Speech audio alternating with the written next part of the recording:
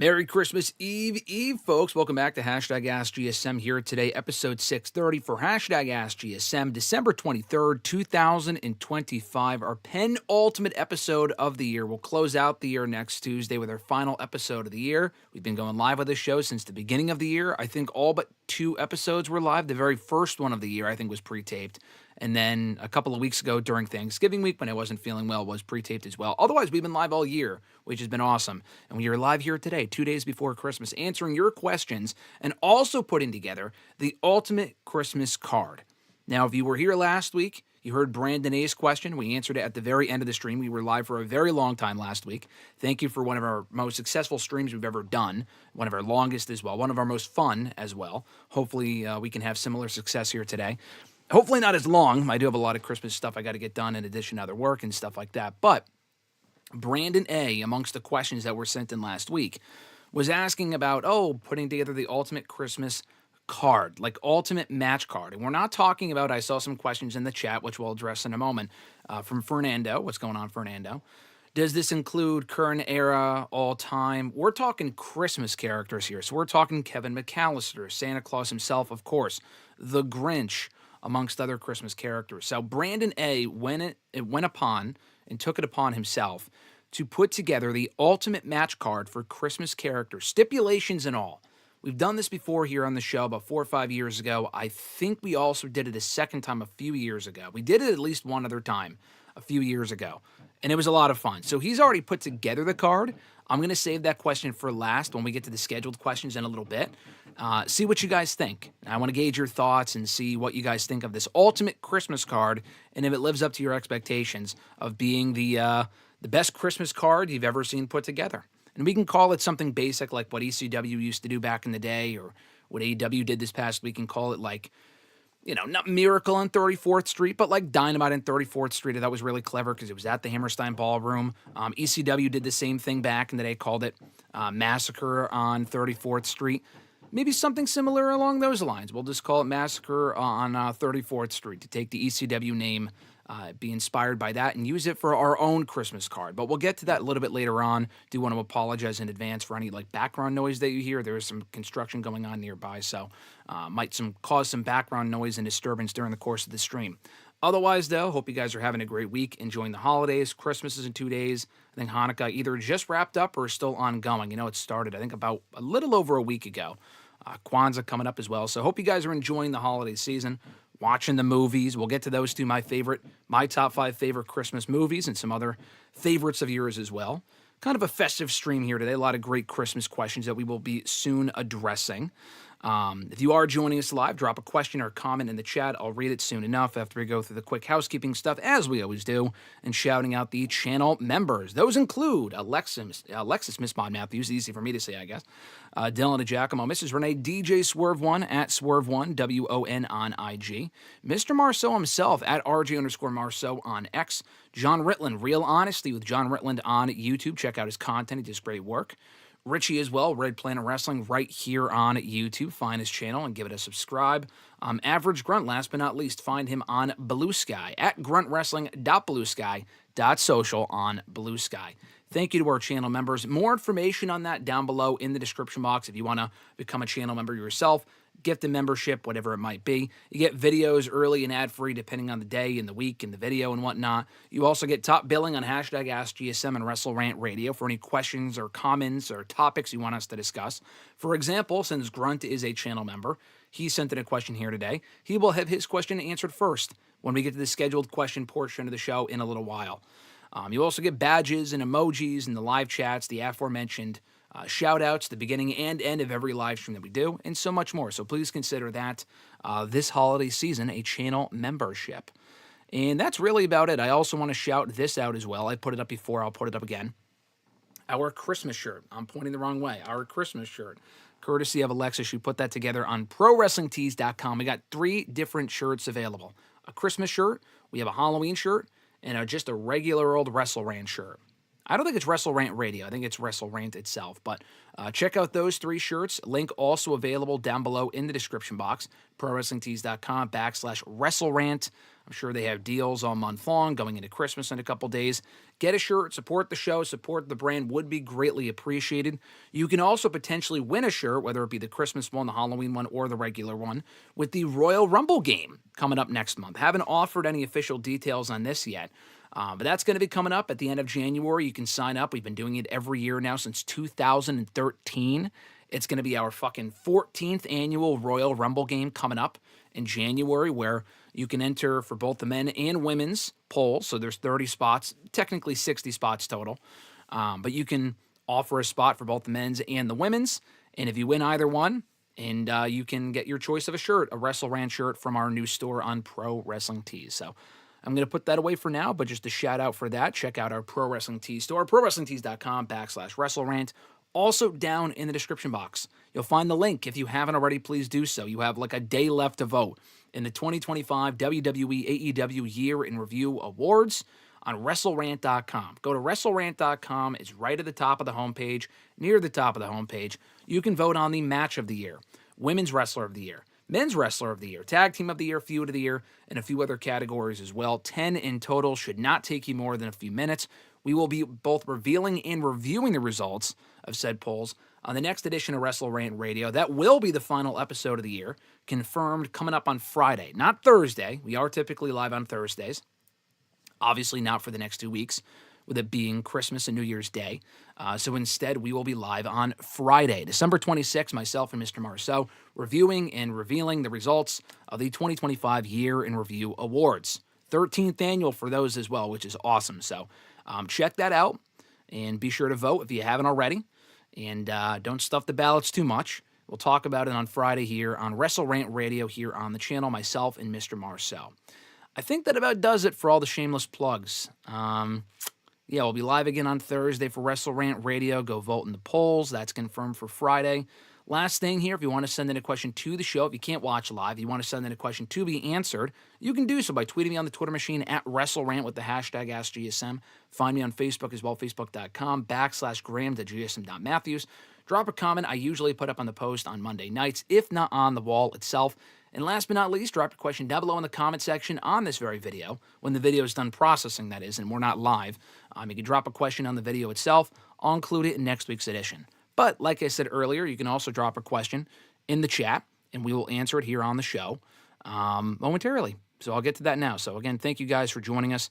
And last quick cheap plug here, be sure to like the video. Subscribe if you haven't already. All that support is greatly appreciated. Be sure to turn on the notification bell to be notified every time we go live, typically Tuesdays and Thursdays. This week it's Tuesday and Friday, with it being Christmas on Thursday. So just a heads up on that. Like the video if you haven't already. That would be greatly appreciated. So we'll pull up the chat here. Again, thank you guys for joining us live during Christmas week. So a lot of great questions and comments here. Starting off with Fernando saying Buenos Dias, saying also the booking of the Ultimate Christmas card sounds very interesting. Wait till we get to it. I thought Brandon did an amazing job of putting together this great Christmas card for a little bit later on. So that'll be much later on in the video, so stay tuned for that. Fernando asking, what did I think of last night's Raw?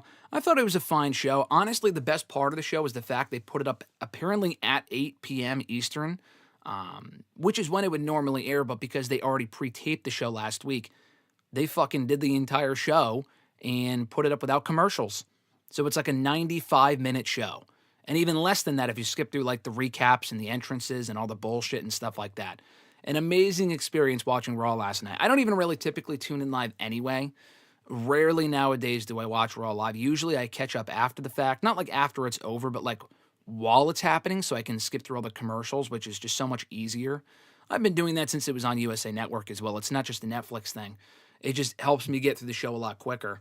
And it's even easier when the show's 2.5 hours and not like 3 hours. But anyway, when I went to go watch Raw last night, I saw that it was available. It said play episode. It didn't say watch live. It said play episode. I'm like, that's weird. And then I remember they pre-taped it. And then I saw it was 95 minutes. I'm thinking, is it just not a complete show? And then I remembered, oh, it's a taped show. They don't really have to adhere to a certain length of the show. It can be 2.5 hours. It could be 2 hours and 15 minutes. It can be apparently an hour and a half. And that's without all the commercials. They put it up without the commercials, which is great.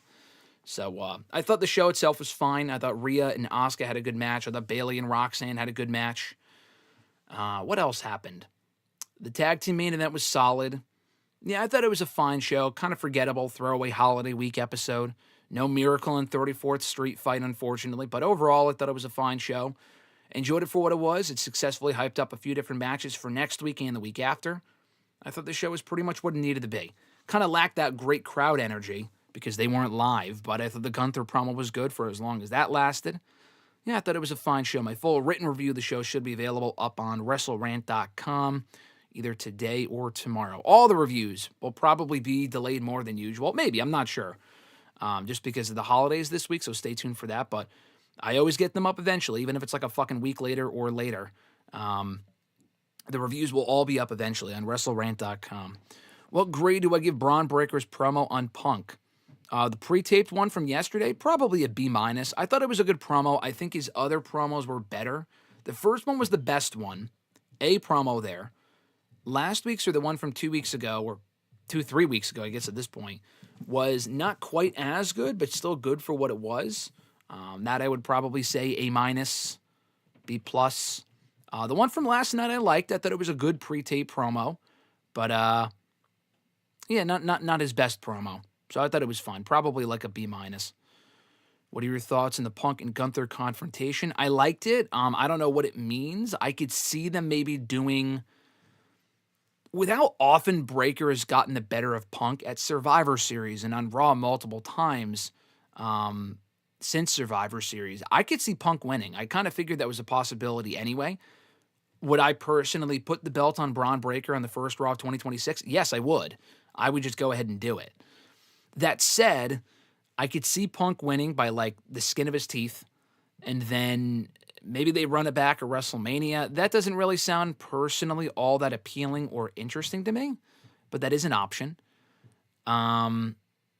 Yeah, I don't know. I don't really know what they do. I could see Punk beating Breaker in that first Raw of the year, and then they do Punk and Gunther on or at the Royal Rumble later that month.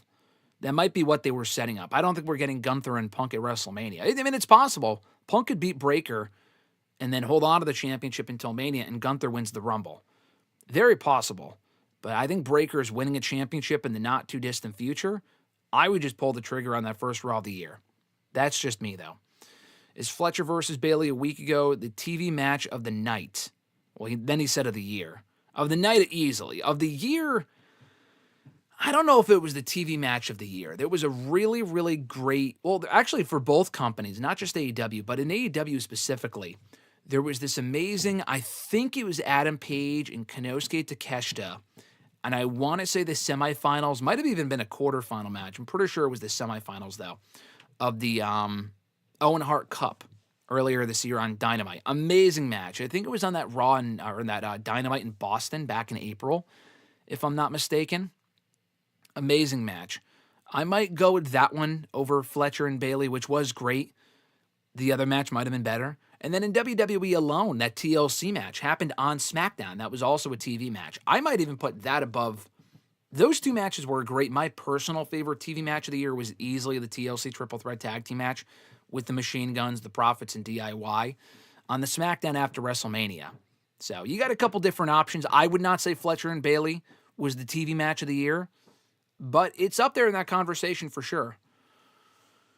Johnny also joining us saying bonjour. Yes, we can put together the ultimate Christmas card, he says.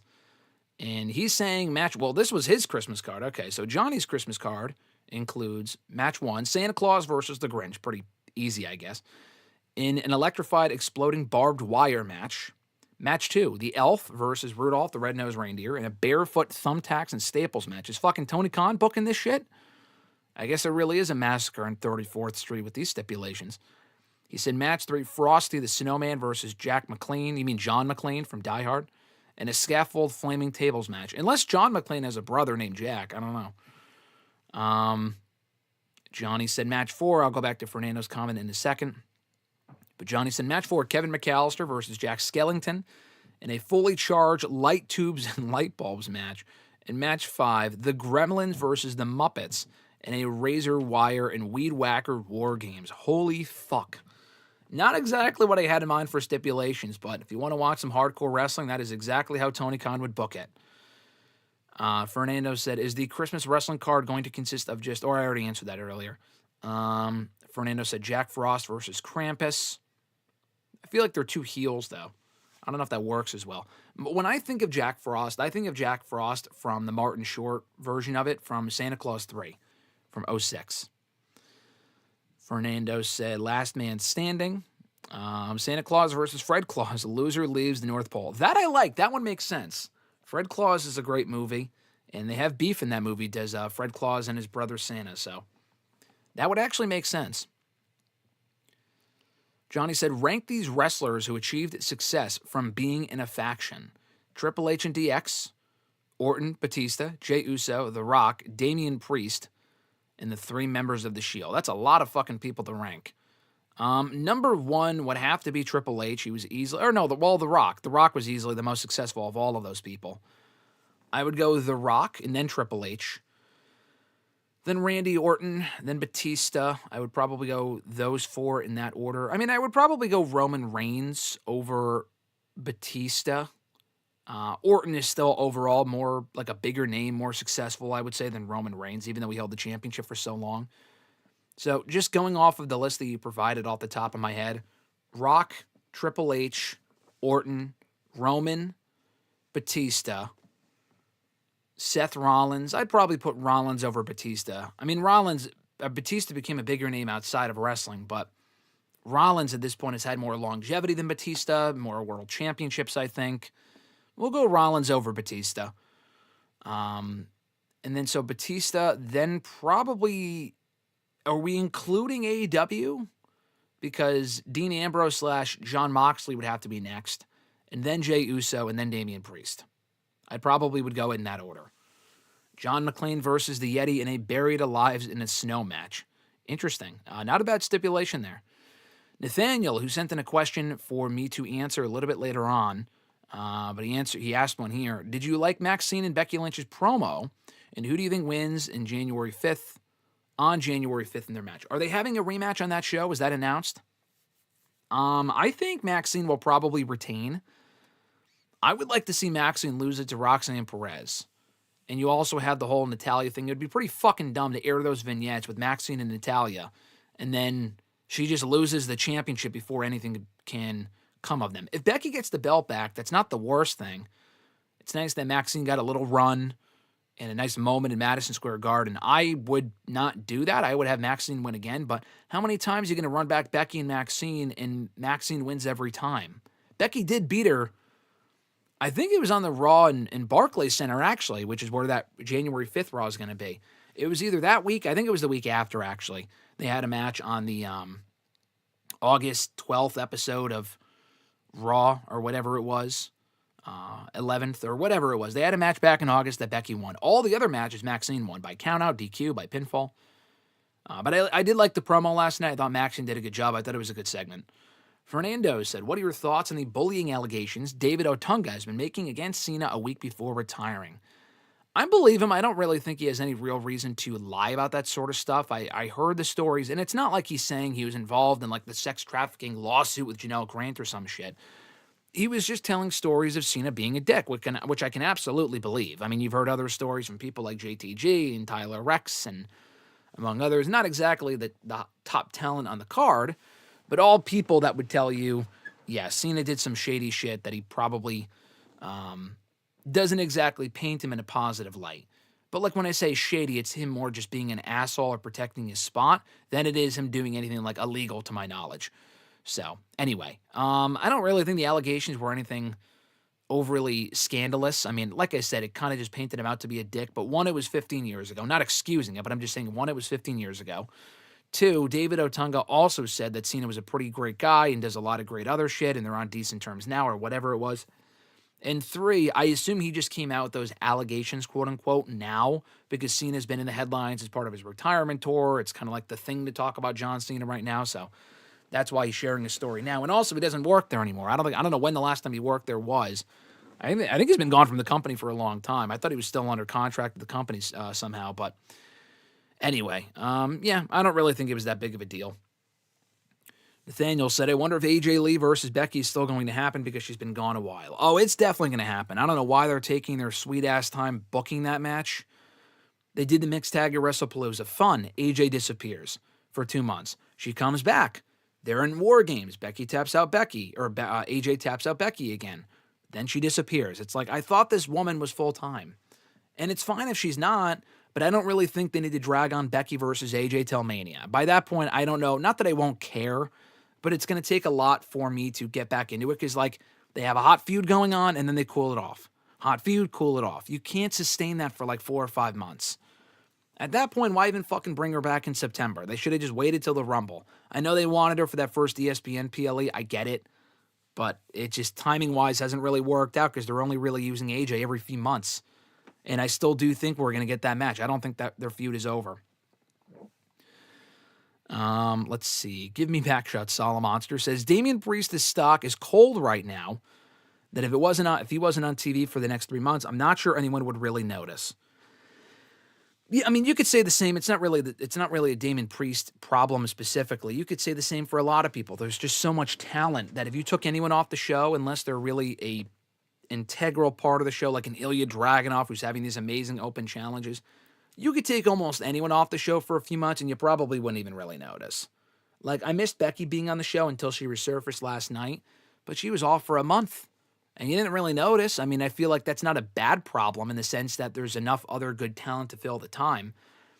I like Damian Priest. I think his stock, I don't know if it's ice cold right now, like he's on TV. He did win last week's mixed tag team match, or not this past Friday, but the Friday before that with Black and Vega. But at the same time, though, it's like, can we please move this thing along with him in Black? They gotta fucking end it. The feud's been going on for 6 months. 6 months this feud's been going on for. They gotta end it. Like now. They should have ended it months ago in that last man standing match, but they're still going. Nathaniel said, how would you feel if Nikki Bella wins the championship next Monday? I would be shocked. I don't know if I would exactly be shocked. I mean, it is a triple threat match. She could technically beat Raquel to win the title. Now, I don't think it would be a long run. I don't think Nikki Bella would walk into WrestleMania as champion. They really could just put the belt on her and then have Stephanie beat her back for the belt at the Royal Rumble. That's fine. I have no issue with that. Is that something I would do? Not necessarily. I do think Nikki's been doing better work as a heel since Survivor Series. Before that, when she turned heel, I didn't really mind the work she was doing, but people didn't really seem to care. She has been getting better heat and doing better work since losing to Stephanie a few weeks ago. So that is a positive. If they put the belt on her just to give her a championship, her first title in, a decade? I don't think she was ever a champion again after she lost that Divas Championship 10 years ago. I know she challenged for the SmackDown Women's Championship maybe once and didn't win it. And then she also challenged for the Raw Women's Championship at Evolution back in 2018. Didn't win there either. So, yeah, her and Brie haven't gone for the tag titles, so she hasn't held those either. Yeah, I don't see it happening. I don't think Nikki Bella wins the title next week, but it's possible. And I wouldn't completely hate it. I would just personally probably keep the belt on Stephanie through at least WrestleMania. Noel says, Merry Christmas Eve, everyone. Well, Merry Christmas Eve. It's December 23rd. That is Festivus to you. Happy Festivus. My brother and I tried to get together to watch Christmas with the Cranks every year on this day, so I'll be doing that later. That's what my Tuesday evening will be consisting of, in addition to all the other shit I still have to do. Sup, everyone. Happy holidays, Richie said. Richie, what's going on, brother? Merry Christmas. Happy holidays to you as well, my friend, with the Love Ziggler emoji badge there in the chat. Love to see it. I did see Daniel's chat from earlier. I will get to that Love Ziggler related. Fernando asking, what did I get Alexis for Christmas? Well, I mean, I feel like if I say that, it would be, I don't want to spoil anything in case she's listening now or listening later. So nothing massive, but I don't want to spoil any surprises for the gifts that I did get her. Nathaniel said, did you hear that Seth will be out for at least 3 to 4 months? I wonder if he returns at WrestleMania or competes. I've seen him say, among other reports, indicate that he wants to be back for WrestleMania. I feel like it would be a very play-it-by-ear type of thing, in the sense that he's not going to be cleared until a lot closer to Mania. So like a Royal Rumble return sounds to be out of the cards. I mean, it's possible. He could return to the Rumble. I don't think he would win it, nor should he. But it's possible. It sounds like he'd be cleared a lot closer to Mania, and in their, which is beneficial to them. Mania is later this year, a lot like it was last year. It's over, I think it's April 18th and 19th. So unless it's changed again, I'm pretty sure that's when it is. It's pretty fucking late. So he's got another 4 months. He could be back in time. It could be an open challenge where someone issues an open challenge and he comes out. At that point, I would probably just save him for the Raw after WrestleMania, which is where he debuted the Vision last year. That could be where he returns and targets Braun Breaker. A lot of different directions they can go with it. Fernando said, Friday with RJ and Graham sounds great. Well, love to hear it, Fernando. Thank you for saying that. We look forward to seeing you on Friday for our post-Christmas episode. I don't know if I'll be able to watch all of Stranger Things by that point. I did say that to RJ a few weeks ago, that we can discuss Volume 2 of Season 5 of Stranger Things. And most likely, I will not be able to watch all the episodes before we record on Friday afternoon. We'll probably be live around 12:30 Eastern Time. Just a heads up, PM on Friday. So by that point, I probably will not have seen all the episodes, but you never know. Maybe I will have. We'll see. But either way, we will be speaking on Friday about the 2025 WWE AEW Year in Review Awards over at WrestleRant.com. Cheap plug. Fernando said, because Raw was pre-taped, was the show spoiled for you? No. I did see some pictures from when Lyra, I don't know why people were posting a picture of Lyra jumping off the commentator table. That was the only thing I saw on Twitter before Raw, like on Friday, because they taped it on Friday before or after SmackDown. I forgot exactly when they taped it, what order they taped the shows in on Friday. I knew what matches that they had taped. I saw like Austin Theory's look. I saw the card. That's really about it. I didn't really see much else, which is great. I don't go out of my way to seek spoilers. I wanted to watch the show as if it was live.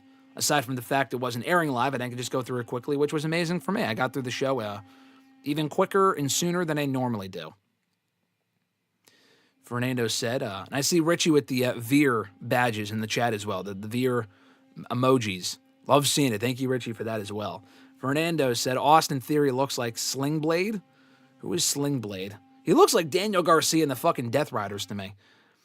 Daniel said earlier, all I want for Christmas is my Love Ziggler nickname. Hey, listen, pal. Me and you both, Daniel. Me and you both. Fucking Tyreek better show up and give us our Love Ziggler nicknames. And Richie has the right idea. He's got the Love Ziggler emoji there in the chat. I'm here to love the world. I love that. All I want is my Love Ziggler nickname as well. Tyreek will not answer our calls. Tyreek Santa Claus. Tyreek Claus or San Tyreek Claus? San Tyreek Claus actually works. San Tyreek Claus. We can call him that. Hopefully he shows up at some point, like Santa Claus would, and gives us our nicknames, but I have a sneaking suspicion he will not be. And if he does, he won't answer our question anyway. Nathaniel said, Did you like FTR's match against Bang Bang Gang, and do you see FTR holding the tag titles until Dynasty or Revolution? Yes and yes. I thought the match against Bang Bang Gang was good. It was not remotely on par with the other encounters that that FTR had with Bang Bang Gang a few years ago. They had a great match with even with the Guns, they had a couple of good matches. I think those weren't exactly classic. So that the match that we got this past week with those two teams was probably on par with the FTR Guns matches. But I'm more so thinking of the Bullet Club Gold matches with Juice Robinson and not Austin Gunn, but Jay White from those early days of Collision 2 years ago. Those matches were some of the best matches all year for the AEW tag titles on Collision. Fucking amazing matches. And it wasn't as good as that, but what we got on Collision last week was still pretty decent for what it was. Do I think FTR will be tag team champions until Dynasty or Revolution? Yeah, because I feel like they're going to want to do FTR versus Edge and Christian again, this time with the tag titles on the line, at one of those two shows. Probably Revolution. Dynasty's in April, I think. I think they confirmed it for April again this year. So it could be on that show. I don't think so, though.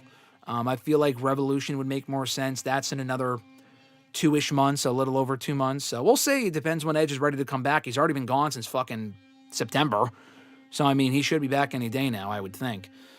Did I watch Avatar Fire and Ash? No, but I will see it probably in theaters soon. Listen, I don't love the Avatar movies. I think they're good. I finally watched them a few years ago, and I actually rewatched the second one like last week.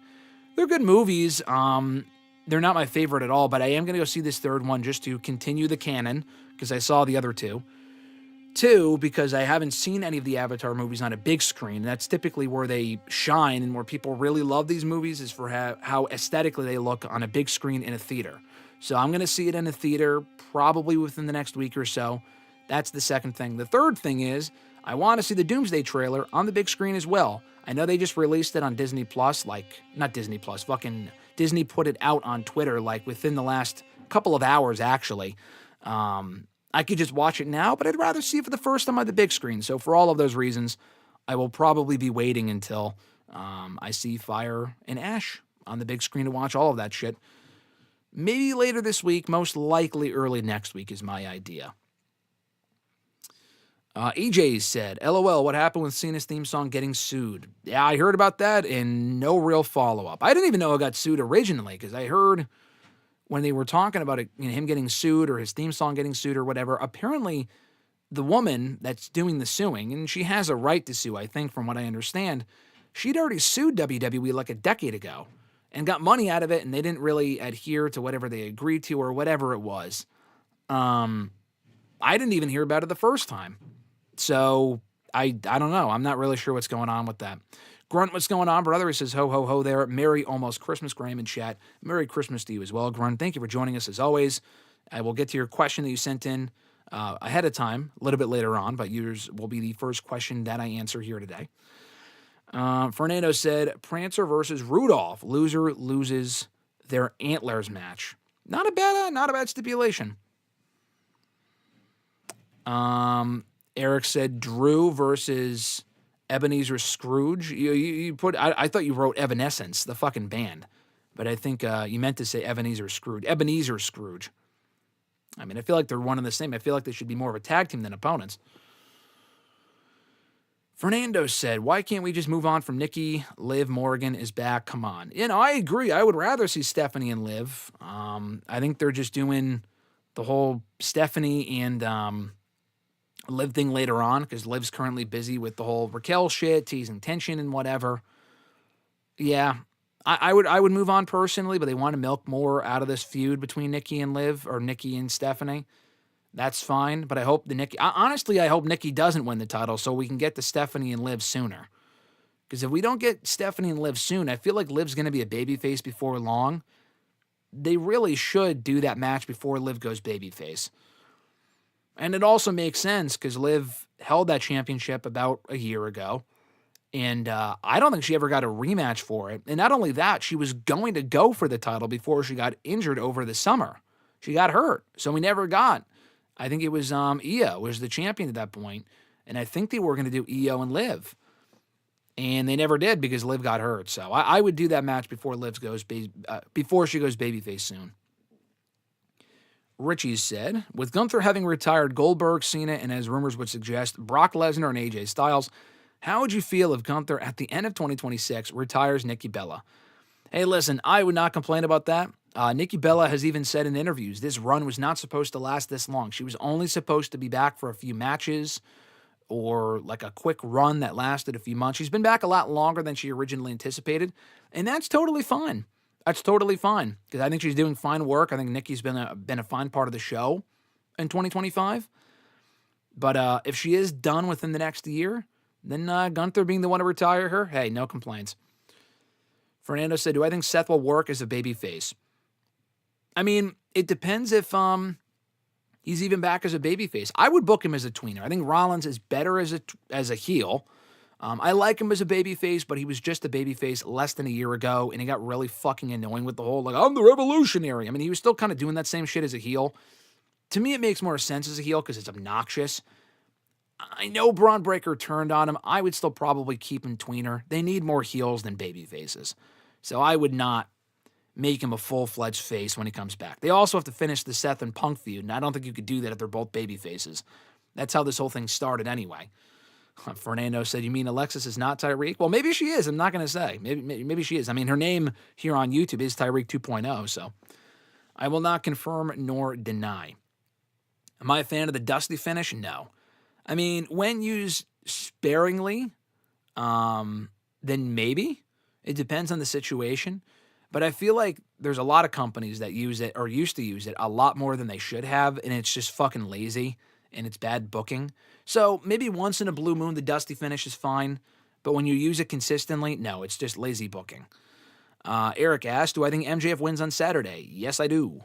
And I would actually have him win. Putting the belt back on Page to me wouldn't really accomplish anything. I like Swerve. If he gets the belt back, that's fine. Samoa Joe retaining. I love Joe, but I know he just won it. What more can you really do with him against any of these three guys? He's already beaten Page, Swerve. He hasn't beaten Swerve one-on-one, but he has beaten MJF. I would just have fucking MJF take the title. So yes, I do think he wins this weekend. Fernando said, a lot of folks are saying that this year's Continental Classic is the best one ever. Do you agree? Probably. I think it's the best one as far as, match-wise, it might be. I feel like all the matches in all three Continental Classics have been great, so it's tough to say. There's also only been 3 of them, so it's kind of a low bar. As far as unpredictability-wise, yeah, I think this has been the best Continental Classic. They're doing a lot of upsets, a lot of unpredictable outcomes. I like that. It keeps things interesting, doesn't make it so obvious as far as who's advancing and whatnot, has given us some really, really good matches in both Rampage, on both Dynamite and Collision. So, yeah, honestly, it probably has been so far the best Continental Classic so far. And it's not even over yet. We still have more matches to go on Collision this week, on Dynamite this week. I was at Dynamite this past weekend, by the way. I forgot to mention that last week. I was at Dynamite on Saturday. They taped it already at the Hammerstein Ballroom for the Dynamite on 34th Street show. I was really pissed. I couldn't make it to the show last year. I had a lot going on. I went to a lot of shows as it was. It didn't really work out. But I had FOMO not being there because it's a great atmosphere. I haven't been to the Hammerstein since 2018 for Final Battle. I was there for Final Battle in 2017. I was there for a Ring of Honor TV taping on my birthday in 2018, and then again for Final Battle in 2018 as well. All amazing shows, and I fucking love that building. And I was so pissed I couldn't go last year, so I made sure to go this year for the Dynamite show. It worked out well. It was a Saturday. We were fucking tired. We went to a Christmas party the night before, so we were definitely tired, but it was well worth it. It was one of the most fun shows I've been to all year. So I mentioned that not just to mention it, but also because they taped a lot of Continental Classic matches on that show that were really, really good. Orange Cassidy, who the fuck did he face? Oh, Takeshita. Cassidy and Takeshita was really good. They did Roderick Strong and Mascara Dorada, which was fine. Pac and Jack Perry was a good match. Yeah, they had some really good Continental Classic matches on the show that I enjoyed. So I'm looking forward to you guys seeing it on Wednesday. In Ricochet and Bandito, by the way, not a Continental Classic match, but that was fucking awesome. Great, great match for the Dynamite Diamond Ring, airing on Wednesday. So keep an eye out for that as well. Liv never got her contractual rematch, Eric said. Yeah, I mentioned that before. Fernando said, where do I rank MJF amongst current heels? I think MJF is great. I'm really happy to see him back. I loved the segment last week on Dynamite. I went back and watched it again with Alexis after we were at Dynamite on Saturday because she didn't know that he came back. So I showed her the segment and she liked it as well. Current heels, I don't know if he's number 1, but he would have to be towards the top. I think Samoa Joe is great in that role. In WWE, Rollins is out hurt. Breaker's not the top heel in all of wrestling right now. Drew's not. He obviously can't keep his fucking word and doesn't win when it matters most, so I wouldn't say Drew either. Kyle Fletcher's a heel. He's great. Okada's great. So I don't know if MJF would be 1. He might be my number 1 now that I think about it, but if not, he's still towards the top. Nathaniel said, do I think Toby appears in the Doomsday trailer? I'm going to say no. I feel like they would probably save him for the movie itself, but maybe. In the first one that was released, he's not in it. People would have said that. They already fucking aired it. They put it up on social media this morning. Toby's not in that one. Could he pop up in another one? Yeah, maybe. Do I see that happening? No, I don't think so. Tyreek 2.0 is hilarious. Daniel said, I agree. Grunt, and again, I apologize for the noise, by the way, just because there's construction going on nearby, so it's just fucking loud right now, but hopefully not much It might be going on for another, I don't know, the next week maybe. I'm not really sure, but so I apologize for that in advance. But anyway, Grunt said at least it's the dusty finish, a good way to gauge how much people would be into something winning the title without them actually winning the title. Yeah, I guess in that way it serves a purpose. I don't mind it for that reason. Grunt saying, hey, Fernando, happy holidays. Eric said, what happens if someone interferes in the Continental Classic matches? I don't know if they said. It might just be a DQ. I don't know if you can win or lose matches by DQ. I'm sure you can. That person might be disqualified from the entire thing. I forgot how it works. I don't know what the consequences are, but they have said that people can't get involved. I don't know what the consequence is if someone does get involved, because that hasn't happened yet. People have gotten involved, but I mean, it hasn't, like the referee hasn't seen it and DQ'd them, so I don't know what the consequence would be, honestly. No L from Twitter? No, I'm not. From Facebook. No L is here, though. They always send in questions from Facebook. They said, would you agree, Julia? Julia has lost her aura. Would I agree that Julia has lost her aura since being called up to the main roster? And Stephanie has had a good run as Raw Women's Champion on the main roster. Her run so far has been fine, Stephanie. I mean, it's not been this blow-away World Women's Championship run so far, but it's been fine. With Julia, has she lost her aura? She's lost a lot of it, yeah. I mean, she doesn't really get much of a reaction when she comes out. They're not booking her like a star. Her reign as Women's U.S. Champion was very forgettable. And if it was memorable, it was memorable for the wrong reasons, because they kind of booked her like a loser, and she didn't really do much while she was champion. Nothing of note anyway. Yeah, she's lost a lot of that aura that she had when she first came into NXT. I hope she can regain that, because she's great. She's a great wrestler, and I like her entrance, and I think she's got a great look and whatnot. But still, I just feel like it's one of those things where they didn't really exactly get off with the best foot with her in WWE. It seemed like they actually did. Her debut, she did well. And then after that, when she won the Women's Championship, it was all downhill from there. With the U.S. title, that is. Did I like Dynamite for this week? I did. I thought it was a very fun show. It might have been more fun being there than it will end up being when it airs, but I do love the atmosphere at the Hammerstein Ballroom.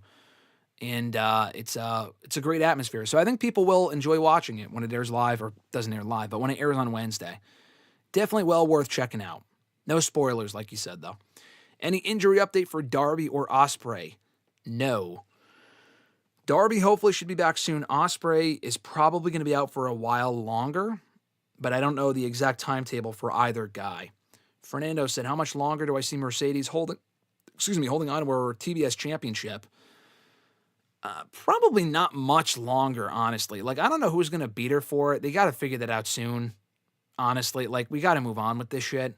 I know she's dropping each of her belts. I don't know if the TBS championship will be last. If the TBS title is last and she has to drop all those other fucking titles first, then it might be until like Double or Nothing. I would do it on the sooner side. It's time to kind of move on from Mercedes in that role. Who else is even really left to beat her for that belt? I don't know. But yeah, I would wrap it up soon, but I get the feeling it probably will not be.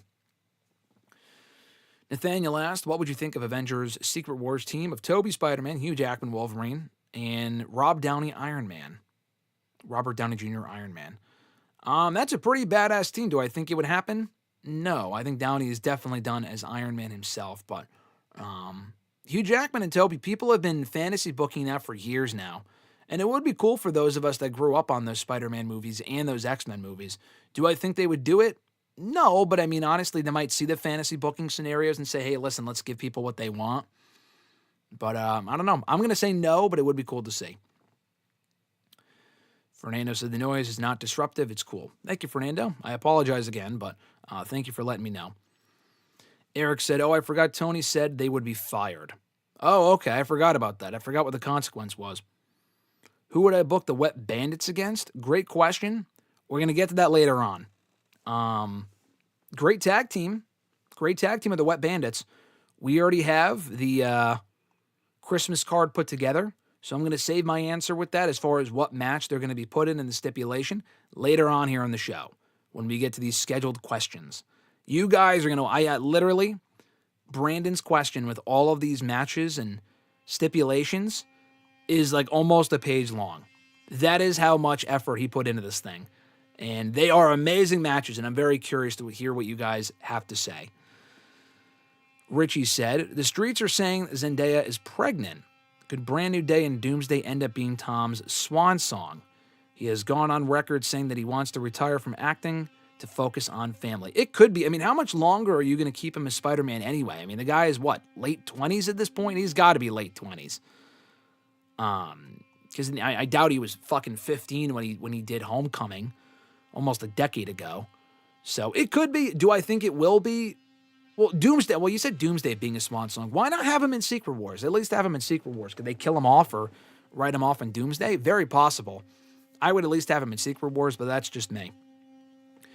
Grunt said, with him seemingly going through a bit of a character shift, do you see MJF acting as more of a tweener going forward?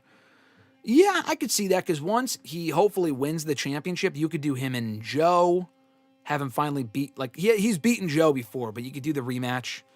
He'll probably be more of a heel, because Paige and Swerve are both baby faces, so I feel like you're kind of covered as far as the top baby faces go. But you need more top heel, so I would rather MJF lean heel.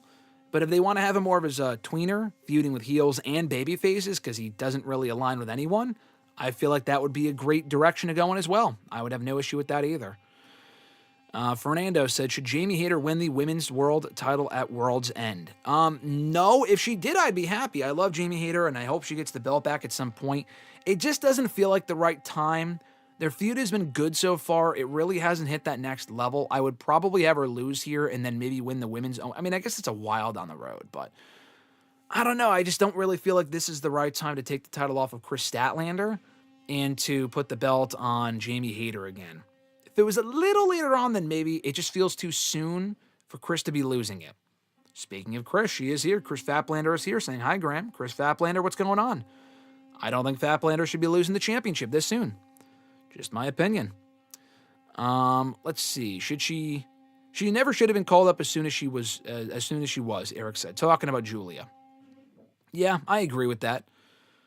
She could have stayed down in NXT for a little while longer. Her NXT Women's Championship run lasted like a fucking month or two, max. It did not last long. So did Stephanie's, but Stephanie was also called up quickly, but she's done well. So, honestly, Julia was already main roster ready. She's always been main roster ready. So it's not that they called her up too soon. They should have just called her up with better creative. I fucking hate the Kiana James pairing. I'm sorry. That's just me. Maybe you guys would disagree. But the Kiana James-Julia pairing has accomplished nothing. They have no chemistry. I don't really care about Kiana at all. I feel like that pairing has done way more to hurt Julia than help Kiana or help Julia. Would MJF be better in the new era? In the new era of what, WWE? MJF, I think, would do perfectly fine. If he came over to WWE tomorrow, I think he would excel easily.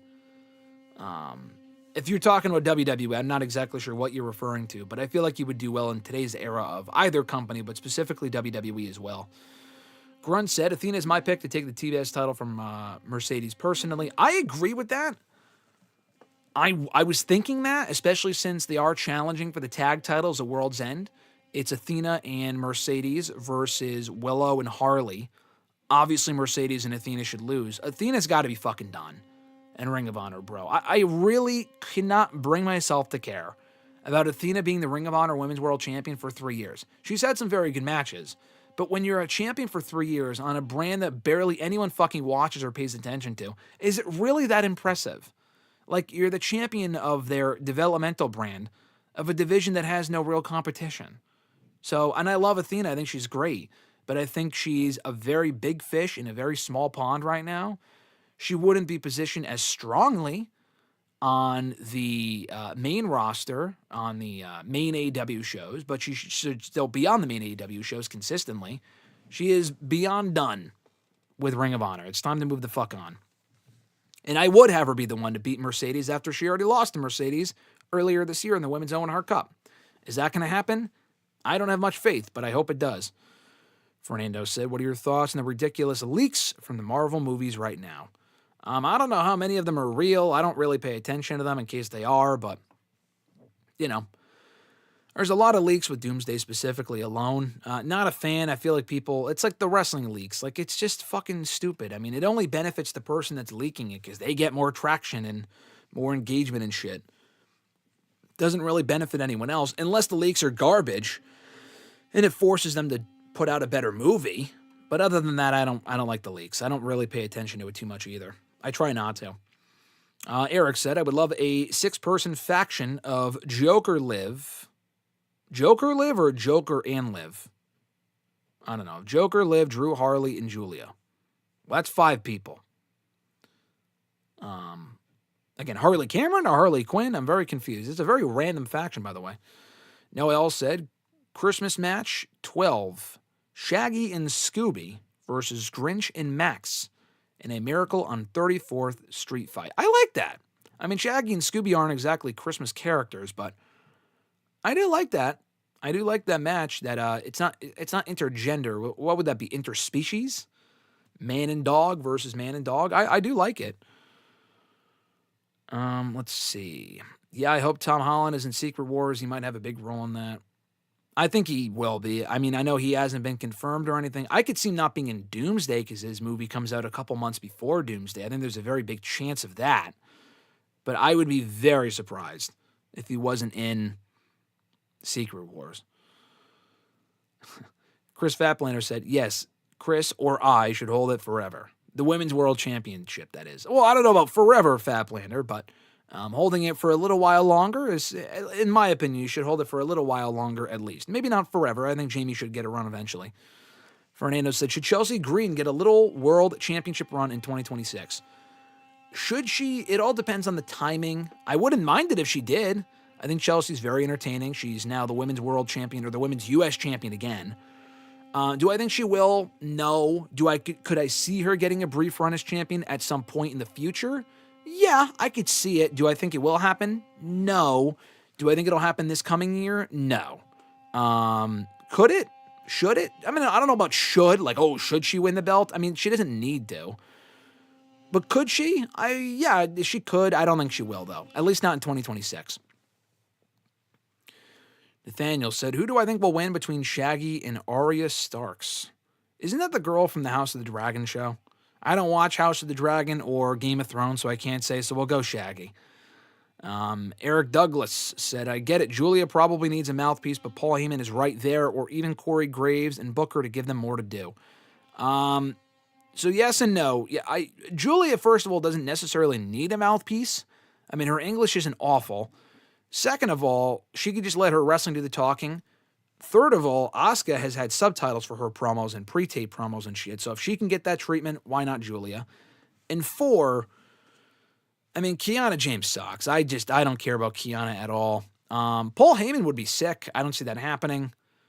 Corey and Booker are just beyond fucking random. Corey is great as a commentator, so I would not pull him from that role. Booker T, absolutely not. Booker T should 1,000% not be a mouthpiece for fucking Julia, nor Stephanie or anyone. That would just be terrible. I get enough of Booker on commentary. As a mouthpiece in 2026, no thanks. But then who dethrones Athena? Billy, Red Velvet, Diamante, blah, blah, blah. It will probably be Billy. I really don't care about that either. They've already done Athena and Billy twice at Final Battle 2 years ago and last year, and Billy lost twice. So I know they're doing like the long-term story where they're going to build to it for a third match, probably in the near future. I really don't give a shit. I really don't care. I think Billy would make the most sense because she already lost to Athena twice. She should probably win eventually against Athena. Diamante's not beating Athena. Red Velvet is not beating Athena either. I think they've already done that match. Not that just because they've already done it, they can't do it again. But Red Velvet's busy with the TV title. She's a heel anyway. Billy, I could see them turning her and then her beating Athena. I just really don't give a shit. Fernando said, can we all admit Naomi crushed her heel turn a lot better than Cena did? Yes, so the heel turn, obviously Cena's was better. Obviously. Heel run, Naomi was exceptionally better. That's not a bold take at all. Naomi's heel run was great. She killed it on the mic, killed it in the ring, got that great Money in the Bank cash-in moment at Evolution, and which is great that she's pregnant. Unfortunately, cut that run short. But at least we got the moment. At least she had the year that she did before she had to take time off. So, yeah, Naomi did a great job this year. Eric said, he's talking about Harley Quinn, and you can throw Dom in there too. Interesting. Interesting faction indeed. Eric also said, Tom is 29, he turns 30 in June. Yeah, they're not going to make him Spider-Man for the next 5 years. He's going to be running around as Spider-Man when he's 35 years old. I mean, I guess it could be because I think Tobey Maguire was 30 or whatever when he filmed that first Spider-Man over 20 years ago. So it's entirely possible. I'm not really sure if they want to do that, though. I'm not even really sure he wants to do it. He has made it sound like in the past he doesn't want to do it forever. So I could see Secret Wars having it be it for him, but at the same time, it's like they already kicked off this new, seemingly whatever new trilogy that they're doing with Spider-Man and the whole Brand New Day stuff. So if they were going to wrap it up with Tom in that role, they probably should have done it before Brand New Day. Because now you have Brand New Day, and it seems to set up this whole story arc with him again. And now he's got to stick around for another 10 years to finish that trilogy. And that would be cool if he did stick around. I wouldn't complain. I'm just saying I don't know if he wants to commit to that. So we'll find out. It would just be weird to me if they did Brand New Day. I just feel like No Way Home was the perfect way to end it on. And then he died and they killed him off in Secret Wars. Maybe. It's possible. I think there's a good chance that it could happen. But I think if Sony really wanted to pass the baton to the next actor to play the role, I feel like they would probably want to do it in one of their own movies and not a movie that they're sharing with Marvel. Then again, though, Secret Wars would make the most sense with it being the whole ending this current era, recasting certain people. That would make sense. Do I think Maxine submits Becky on January 5th? No, I don't think she needs to. She could. Maybe make it a I Quit match? She might. I don't know. I'm going to say no. I don't really see the purpose of doing the match, honestly. If Becky's not going to win again, I don't think you should have Becky losing all these matches. At some point, she has to pick up a win. But it would be a nice win for Maxine, and she can continue racking up wins before she inevitably loses it, hopefully to Roxanne Perez at some point in 2026. Fernando said a battle royal between all mall Santas from the malls in America. That would be nice. When I answered the question last week from Brandon about what other Christmas movies I've seen in the last few years that he could add to the Christmas card that we'll get into in a little bit, one movie I did not include when I spoke about it last week, but I have since watched, is Bad Santa with Billy Bob Thornton, Bernie Mac, John Ritter. Watched it a few days ago, watched it yesterday, whatever it was. It was funny. It was good. It was recommended to me by Mr. Marceau. I mentioned it on WrestleRant Radio last week or the week before.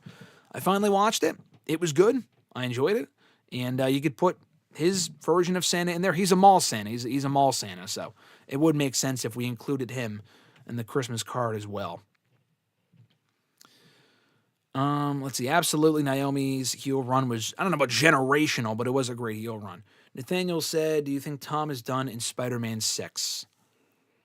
Yeah, but that's not for another, fucking 10 years? I mean, Spider-Man 6 of what? Tom's movies? He's done 4 now, including, if you include Brand New Day. I mean, that would be a while down the road. That feels like a lot more commitment from him, which I could see it happening, but if he really wants to move on, that's not going to be for a long time. Fernando said, what does Drew do after he loses to Cody again? Well, first of all, I hope he doesn't lose to Cody again. Second of all, he probably will. And third of all, you have 2 options. You can have him feud with Jacob Fatu, who should hopefully be back soon. Now, the thing with that, though, is that they were feuding before Fatu got written off the show, so he can undergo that dental procedure or whatever. The problem is that Drew outright said, I did not do it. So then it would be pretty fucking underwhelming if it came out that he did do it. I'm not really sure why they had him say that, because they would have just been, the predictable choice, but it would have made sense because they were already feuding anyway. I don't know why it has to be this whole mystery. Oh, who attacked Jacob Fatu? Unless they have some sort of grand plan in place, it really should be Drew, because they were feuding anyway, and I still want to see that match. 2, if it's not Fatu, you can have Drew feud with Obafemi. Now, I don't know how soon Obafemi's coming up. It might not be for another few months, especially if Javon Evans is coming up a lot quicker. But Drew got involved in his match with Cody at Saturday Night's Main Event. And he ruined that match. So it would make sense if Femi came back for revenge on SmackDown and his first feud was with Drew. So I could see us getting Drew versus Fatu or Drew versus Femi at some point early on in 2026. After he inevitably loses to Cody Rhodes again. Nathaniel said, if Tom or Toby dies in one of the Avengers movies, which one would be more sad? Toby. Because Tom, we already saw him die. I know this time it would be for real, but we already saw him technically die in Infinity War, so if he died again, that would just be... It would be the same thing, I feel like. Toby never technically died. He didn't die in No Way Home. He didn't die in any of the other movies. So I feel like, honestly, for a lot of people, that would be more sad. Even though it should probably happen because he's old anyway. I can see Becky winning on January 5th, but who else does she lose it to? Maxine? Roxanne, like I said. I mean, you could also do Natalya, too, because Natalya at some point has to turn on Maxine, but we got to get Natalya back on the show and not just training Natalya or not just training Maxine in these vignettes. Do I think Bernie Mac is the greatest comedian ever? I don't know if he's the greatest comedian ever, but he is very fun. I think Bernie Mac is great. I always liked the show that he used to air on back in the day. I used to watch that with my brother. Bernie Mac is really funny. Dave Chappelle's great. Eddie Murphy's great. I think those, honestly, they might be three of the greatest comedians ever. There's plenty of names I'm missing out on. I'm not a comedic genius myself as far as who the greatest comedians are, but the three names that always stand out to me, Bernie Mac is one of them, but usually Dave Chappelle or Eddie Murphy. Both of them are hysterical. And Nathaniel also said, I love the Bernie Mac show. As did I. They had a great show. It was a great show back in the day. Fernando said, where in the hell is Randy Orton being off television this long is an odd booking choice. Yeah, I know he was in Saudi Arabia promoting Mr. Beastland or the Royal Rumble coming to Saudi next month in January. Next year, technically, I guess, as well. Before that, though, I don't know where the fuck he was. I think he was not on the show because they did not want to do Cody and Randy right now, and they don't have much else for him. SmackDown has suffered as a result. Not that Orton being back will automatically save SmackDown. It won't. But Orton being back would make a big difference. Orton, Fatu, some NXT call-ups. The women's division also needs a lot of fucking help. Bianca would make a big difference. SmackDown needs a lot more love, especially as it goes to 3 hours in a couple of weeks. Not even a couple of weeks, next Friday. Richie said, if there's anyone who's having a generational run right now, it's Timothée Chalamet. You know what's funny? I'm not a big Timothée Chalamet fan. I'm not. I don't think there's anything wrong with the kid, like personally. He seems like a nice kid. I saw him on Cody Rhodes' podcast, and apparently he's a big wrestling fan. That's very cool. I'm just not a fan of his acting. I thought Wonka was not really that good at all. I thought he sucked in Wonka.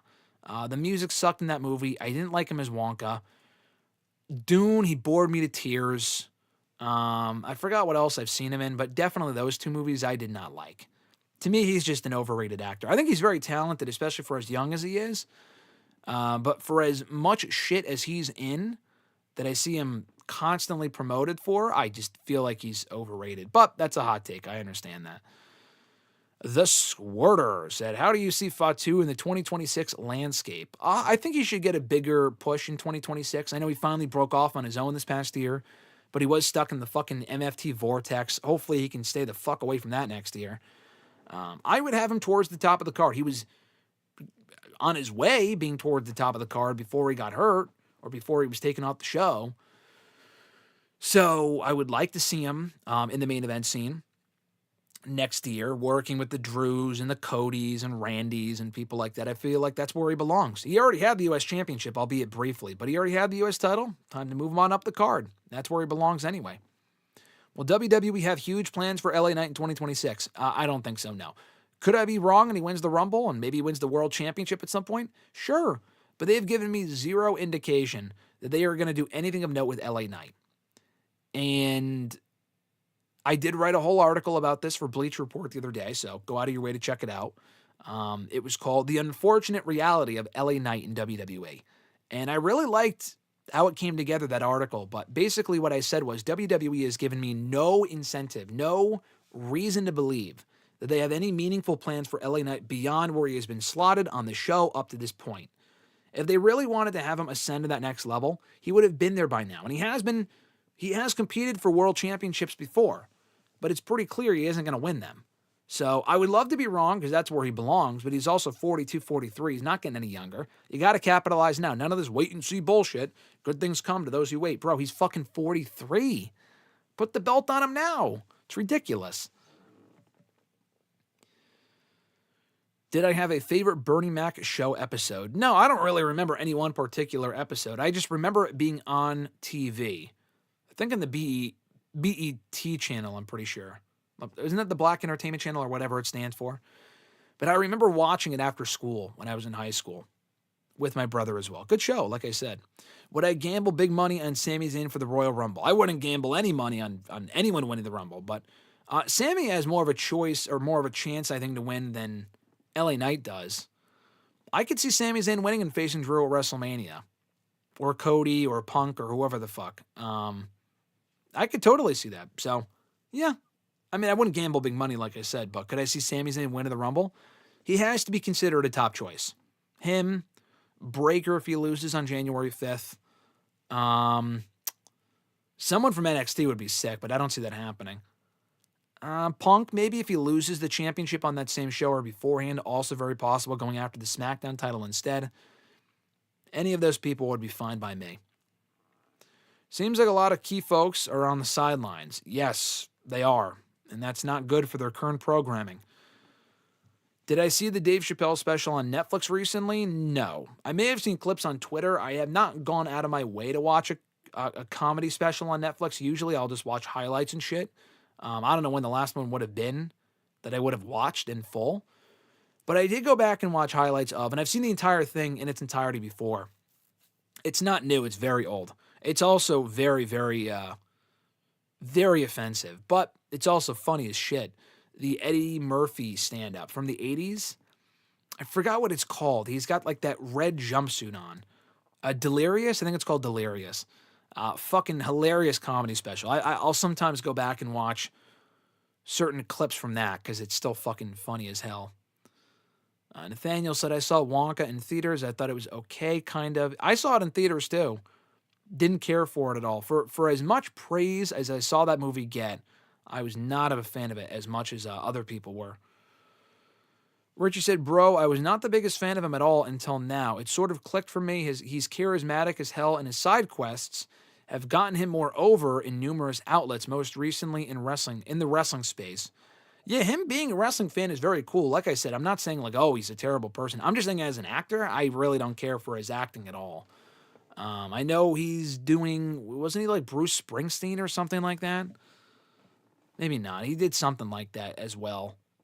I just don't really care for his acting. It's just very, very boring to me. But as a person, he seems fine. Like, the whole Cody. I saw some clips from the Cody thing. He seems cool, so that's great. Squirter said, did LA Knight urinate in Hunter's coffee? He probably did to get the treatment that he's been getting. I mean, granted, he's being booked better now under Triple H than he ever would have under Vince McMahon, who made him a fucking manager from the get-go. Never forget that. Never forget that. But still, LA Knight should be higher up on the card than he is. I maintain that. Fernando said, if you feel like giving World's End an F grade, stick to your guns this time. Instead of blaming it on someone you work with, it's the holiday season, for crying out loud, LOL. It wasn't me. Like I said, it wasn't me that gave John Cena's retirement tour an F. I keep getting that. It was not me. It was someone else, I promise you, unless I have another moniker that is not, my real last name or Graham Matthews or whatever. It was not me. But World's End, I would be very surprised that show got an F from anyone. AEW's pay-per-views very rarely, if ever, get Fs. So, yeah, maybe one of these days I'll finally admit to it, like Alexis did in Being Tyreek. Nathaniel said, I like the other Wonka movies better. Me too. I think the original is still the best one. The Johnny Depp one was weird as fuck. But even that movie I liked more than the recent Wonka movie. It's just not a movie that they need to keep remaking. That's the thing. Fernando said, better Charlie and the Chocolate Factory, the original or the Johnny Depp remake? Well, I just answered that, but the original. With, not Gene Hackman. Gene Wilder? Yeah, Gene Wilder as Willy Wonka. But yeah, definitely the original, and then the remake, and then the new one. Bruce Springsteen is Kerry Von Erich. The guy who played Kerry Von Erich in The Iron Claw, which I saw the other day, celebrated 2 years, like the anniversary of the movie, the 2 years since that movie came out. Iron Claw was a great movie. Really, I haven't seen it since I saw it in theaters. It's probably just too depressing to rewatch, to be honest with you. But it was a great fucking movie. Richie said he played Bob Dillon, that's what it was, which was as bad a casting choice as Jeremy Allen White as Bruce Springsteen. Okay, there you go. So that's what Squirter's also talking about. Jeremy Allen White was also Kerry Von Erich. Yeah, he played Bob Dylan. I have not seen that movie. I have no intention of watching. Timothy Chalamet as Bob Dylan, nor do I have any intention of watching Jeremy Allen White as Bruce Springsteen.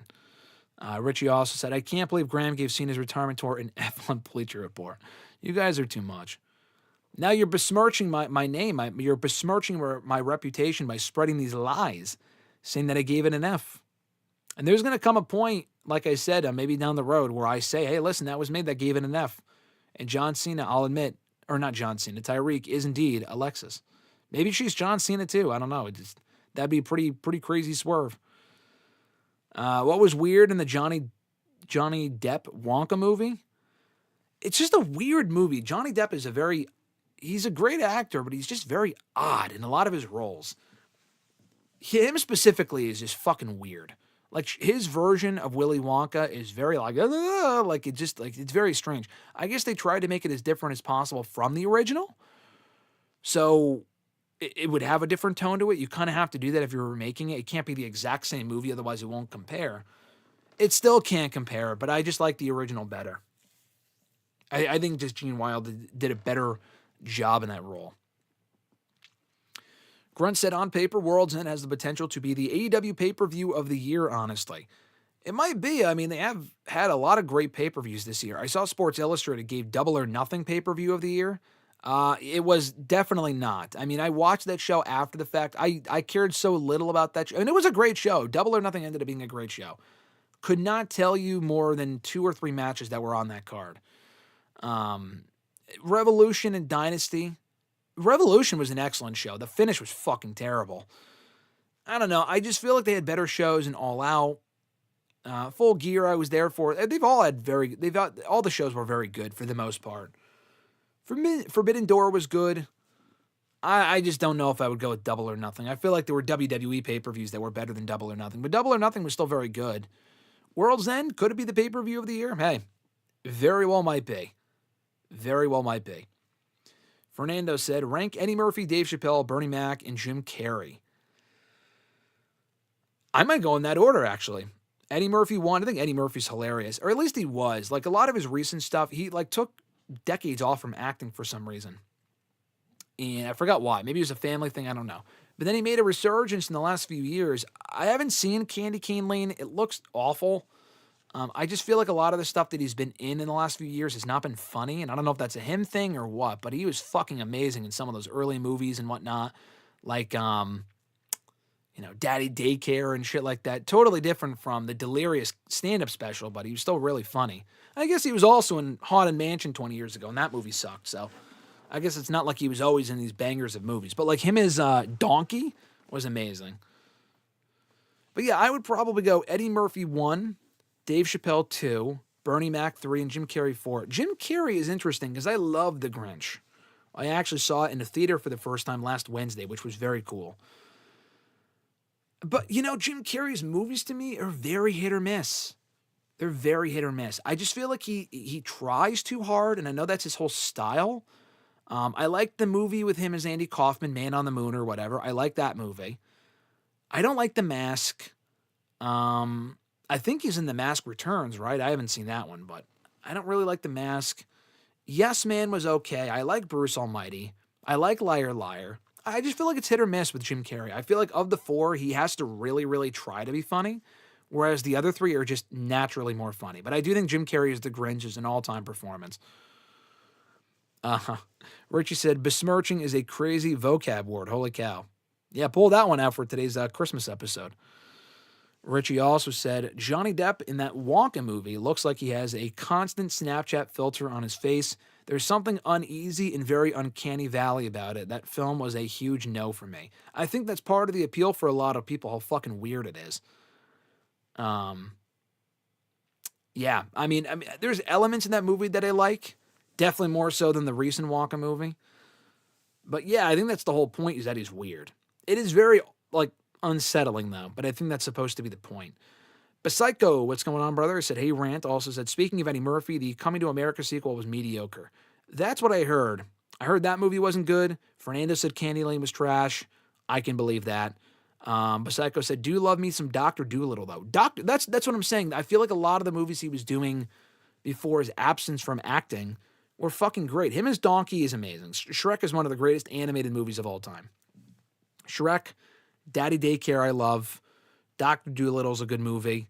Haunted Mansion sucked, but I mean, he's funny, but the movie itself was just a complete waste of time. I think the remake was actually better from a few years ago. I'm thinking of movies that he's in. I forgot what else he's in. Eddie Murphy, that is.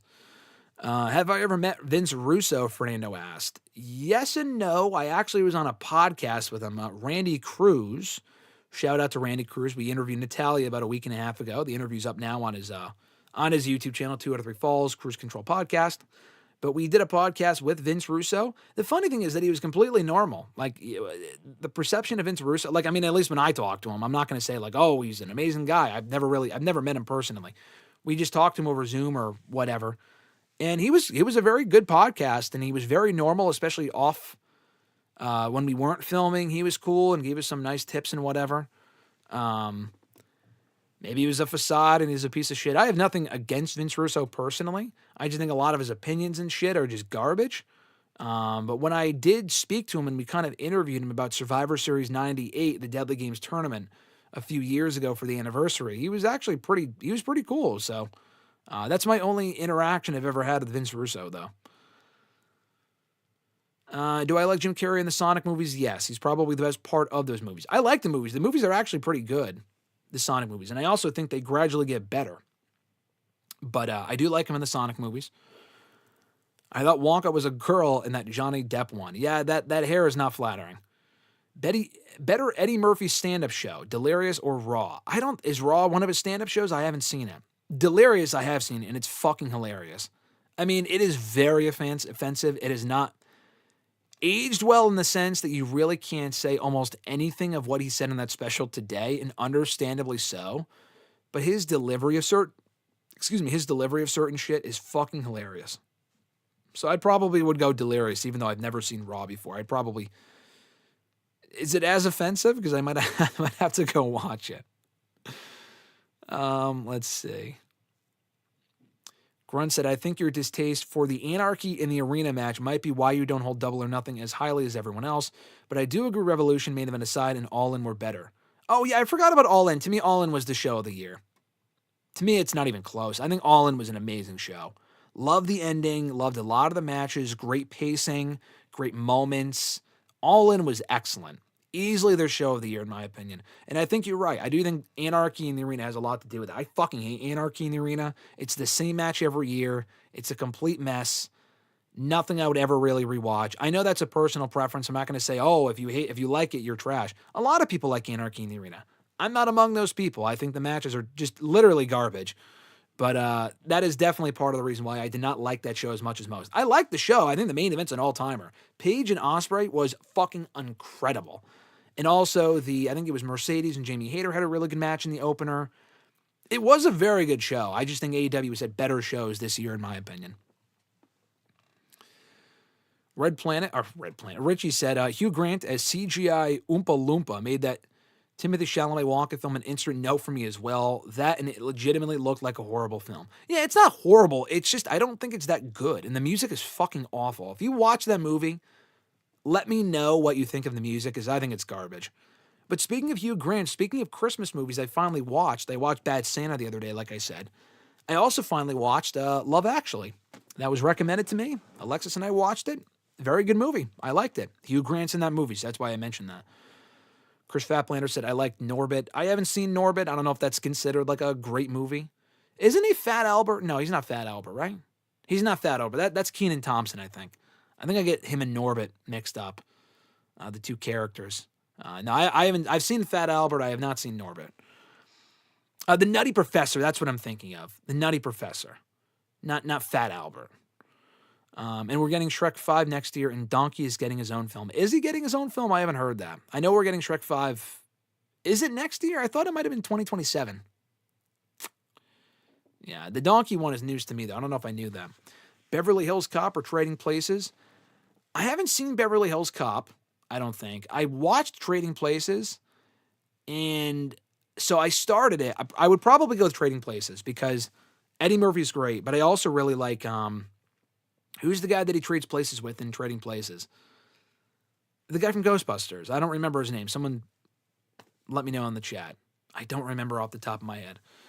But I started watching it about 9-10 years ago, and someone that I was watching it with got offended by how they dropped the F slur twice in the movie, and the person that we were watching with was not vibing with that, and we had to change it. So I get it. I mean, like I said, a lot of those movies, I mean, that came out in the 80s. Bad Santa, they dropped the F slur like fucking 5 times. It's like that. This shit did not age well at all, because it was like, oh, we got to include the F slur for this to be funny.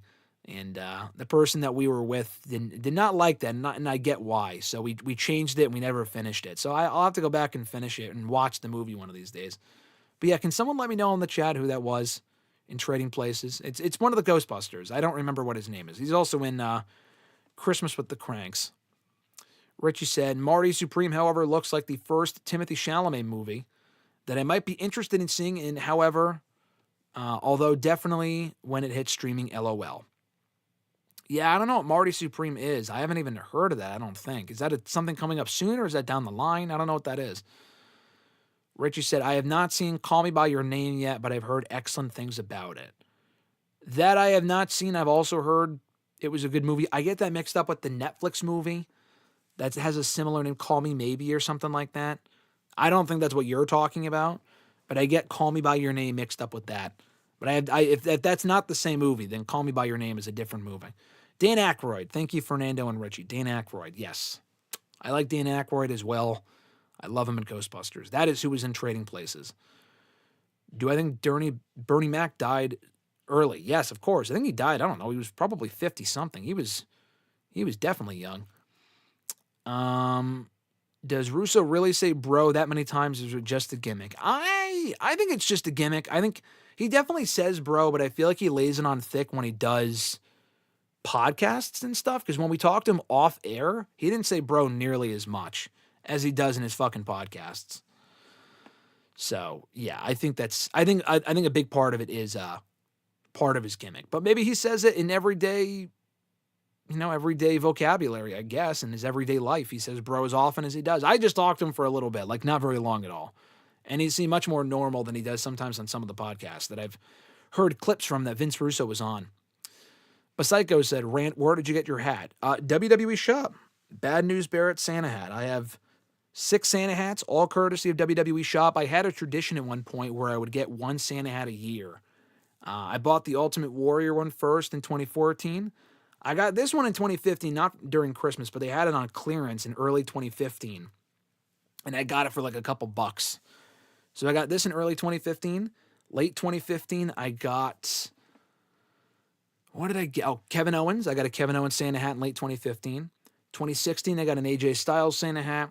And in 2017, I got the Hardy Boys. They stopped making them after that. I would have gotten another one, but they stopped making them. They don't sell them anymore. But they did sell them very briefly in 2021, and I got an Edge one. So I have Edge, Barrett, Hardy Boys, Owens, and Ultimate Warrior in AJ Styles. I don't know if I said AJ Styles twice, but those are my 6 Santa hats. Let's see. Bailey versus Okada, Grunt said, was also solid in my opinion, referring to Double or Nothing. Oh yeah, I forgot that was on that show. That was a very good match as well.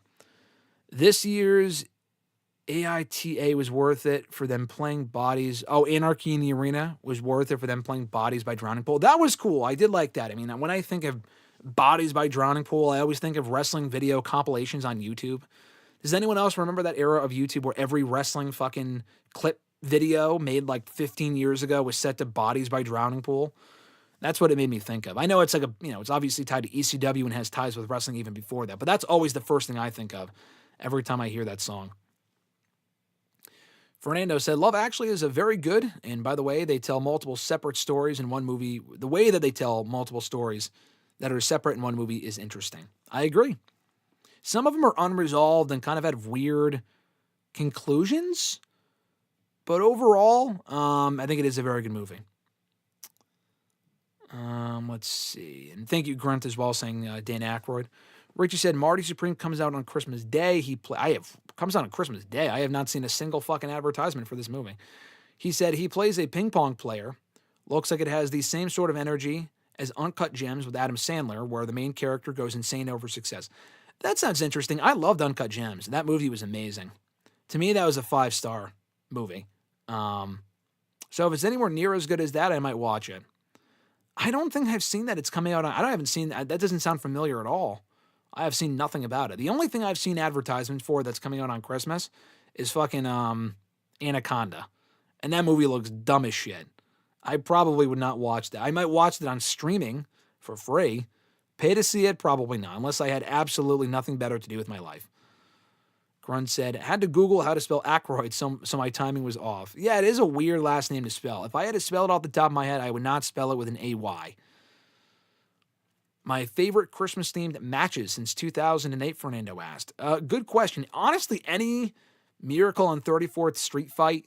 I remember the one with Orton and David Otunga from 2011 on SmackDown.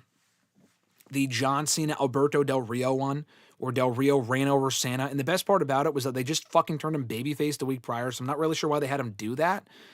But, that one I remember very fondly. On Christmas Eve edition of Raw back in 2012.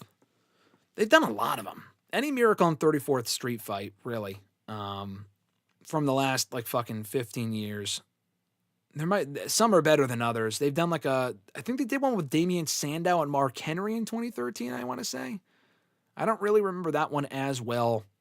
But I remember Orton and Otunga, and I remember Cena and Del Rio. And I feel like they did Ziggler and someone back in 2015. Ziggler and Owens or someone like that, maybe. There's been some good ones. 2015 and still in good condition, good quality. Yeah, no, I try to keep good care of it. All of them are still in good quality. I mean, I don't wear them all the time, obviously. I only wear them during Christmas season, but I try to keep them in good shape. Fernando asked my favorite gift I received from Alexis for Christmas. Good question. I don't know if there's any one that stands out. I don't know. I mean, she's obviously gotten me a lot of awesome stuff. I'm trying to think of one, the best Christmas gift she has gotten me. I don't know. That's a good question. I'd have to think about that. I'd have to kind of take a look around, see what I have, see what we've also gone on trips and stuff. We went to the Spy Museum in New York City. That was a gift for Christmas. That was very cool. We did that 4 years ago. We went to the Muppets Museum as a Christmas gift that she got for me. It's a Jim Henson exhibit, but it's in New York. It's basically a Muppets museum. We did that earlier this year for Christmas. It was after Christmas, but we went as a Christmas gift. That was cool. Yeah, I'm trying to think of what else. Other big notable stuff. A lot of just random things, but those are those are more of events that stand out in my mind. Let's see. What did I think of Copeland versus Malachi Black at Double or Nothing? Well, that was last year. I thought they had a good cage match. I thought Gangrel showing up was great. I think Copeland jumping off the top of the cage was dumb as fuck, but the cage match itself was good. Richie said wrestling or Dragon Ball Z compilation videos on early YouTube were poisoned with that damn song, LOL. They were. That's the first thing I think of. I feel like that's what everyone associated wrestling with. So every wrestling compilation video, and I guess Dragon Ball Z evidently as well, was synonymous with that song. Fernando said he remembers all those YouTube videos as well back in the day.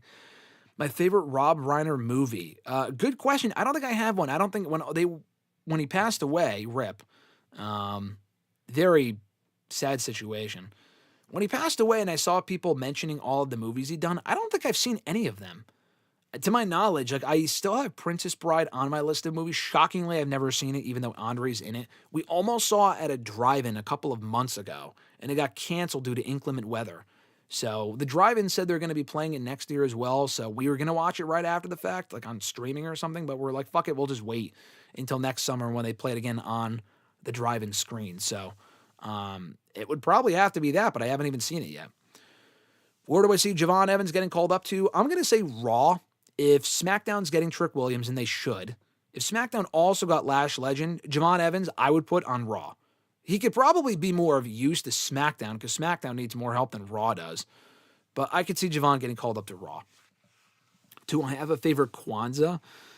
What, Kwanzaa movie? Kwanzaa episode? I don't know if I have any favorite Kwanzaa anything, but I will say this. The Proud Family Christmas episode is Kwanzaa themed. So I would have to go with the Proud Family. Great show. in their Kwanzaa episode from, I think, 2001, 2002. Richie said, my guilty pleasure Christmas match was the one you mentioned, Del Rio versus Santa. Santa got hit by a car, popped me harder than it should have, as well as Del Rio taking a bowling ball to the nuts. Yeah, very memorable match. And especially when John Cena grabs the president and he goes, Santa! Like or he says something along those lines. It's just completely ridiculous. Peak goofball John Cena. Richie said, my guilty pleasure Christmas match. I already mentioned that, so I already read that. I'm losing my mind here. Abu Sika, what's going on, brother? He said, I remember Del Rio running over Santa right after turning face. So bizarre. Yeah, no, I just mentioned that. So fucking weird. I don't know why they would do that. And they had him go back to being a face. Because he did run over Santa, and then he was like the heel in that match. Very strange. You would think, like, you would wonder to yourself, did they tape that before he turned face? But no, they did not. They taped that after he turned face. Very weird. I guess it was just because Del Rio used to ride his cars into the ring, so it made more sense for him to run over Santa and hit Santa with his car, I guess. Noel said, do you believe the theory Kevin from Home Alone grew up to become Jigsaw from the Saw franchise? What the fuck? Well, because he plays games with people? I mean, no, I don't. I've never heard that before. That's an interesting theory. I'm going to say no. Why would Kevin from Home Alone grow up to be crazy anyway? Because his parents neglected him? I mean, I guess there's a justification there in there somewhere, I guess. Do I think there's a chance they turn Rhea on Io? Yeah, I don't think so. I don't think they would. I think Rhea works well as a babyface right now. She's really popular. Why throw that away? So I would not turn Rhea heel. I would not turn Io heel either. They don't need to turn either of them. So I could see them maybe going their separate ways if they fail to win the tag titles, and I don't think they would. I don't think they should win the tag titles anyway. So Rhea's back on the singles path for WrestleMania. Possible. I don't see it happening, though.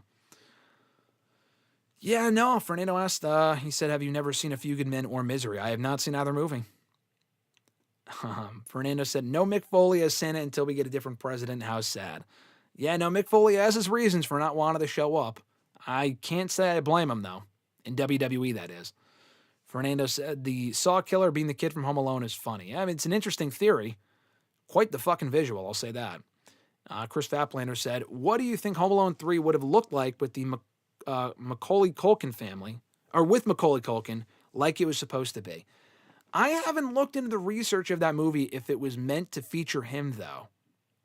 Also, you know the thing is, what more could they have done that they didn't already do in the first two movies? The second movie's great. The second movie is the exact same fucking movie as the first movie, except it takes place in New York City. And they do even dumber shit. That makes no sense. So what would that third movie have even looked like? The whole third movie, I think, is the kid's home sick from school. The parents go to work or whatever. It's an inferior version of the first and second movie. I don't even know if it's a Christmas movie. It might be. I don't know if it takes place during Christmas or not. It probably does. I don't know. Was Culkin supposed to be in it? And then they said no? Like, was he ever, like, I guess they would have wanted him to be in it. I don't even think that was a theatrical movie. I feel like they just went straight to DVD in the fucking mid-90s. So, I don't know. What would it have looked like? I have no idea. That movie's not good. But it's also the best of all the sequels that are, after 2. Because the other sequels are even worse.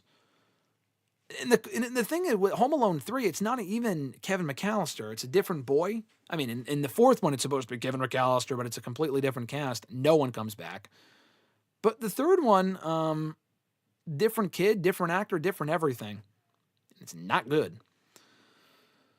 Abu Sika said, Kevin McAllister marrying London Tipton would have never been on my bingo card. Him being with Jackie from that 70s show before that either, LOL.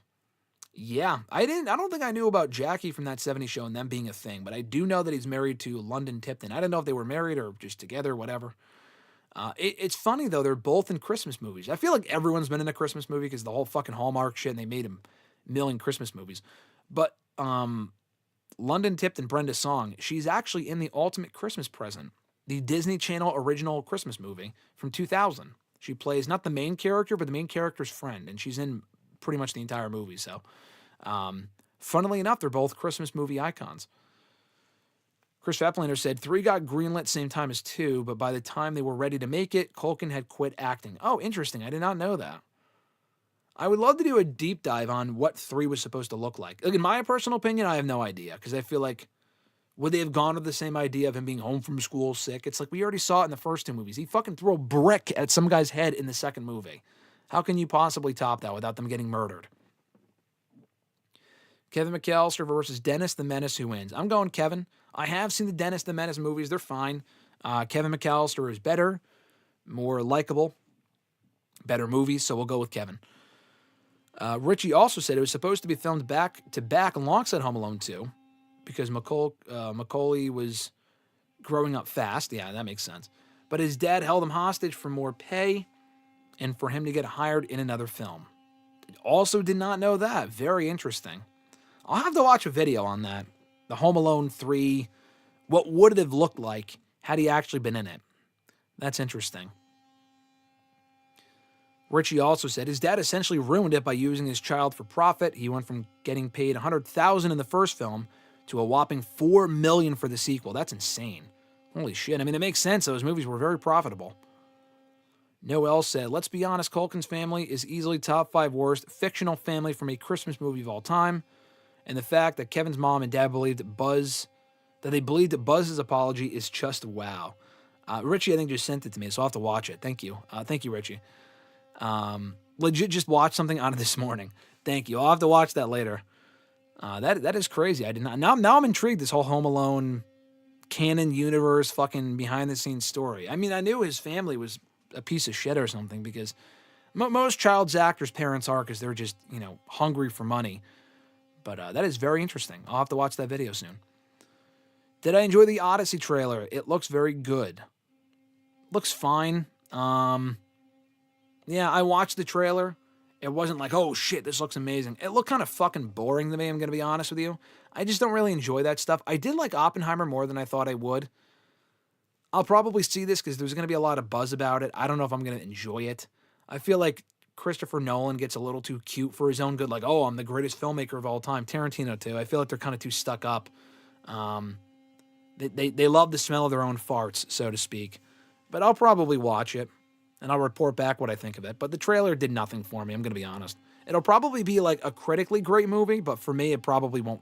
I just won't give a shit. Let's see. Nathaniel said, would you want another Grinch movie being made? No. What would be the point of that? We've already gotten 3. Here's another thing. Well, first of all, we have the original cartoon from like the fucking 60s.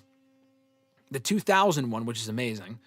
They waited 18 years to make another one, another animated movie, which was actually pretty good, I'll be honest. The one with, Benedict Cumberbatch as the Grinch. Pretty good movie, actually. But you know what a lot of people don't talk about, and a lot of people may not even know exists?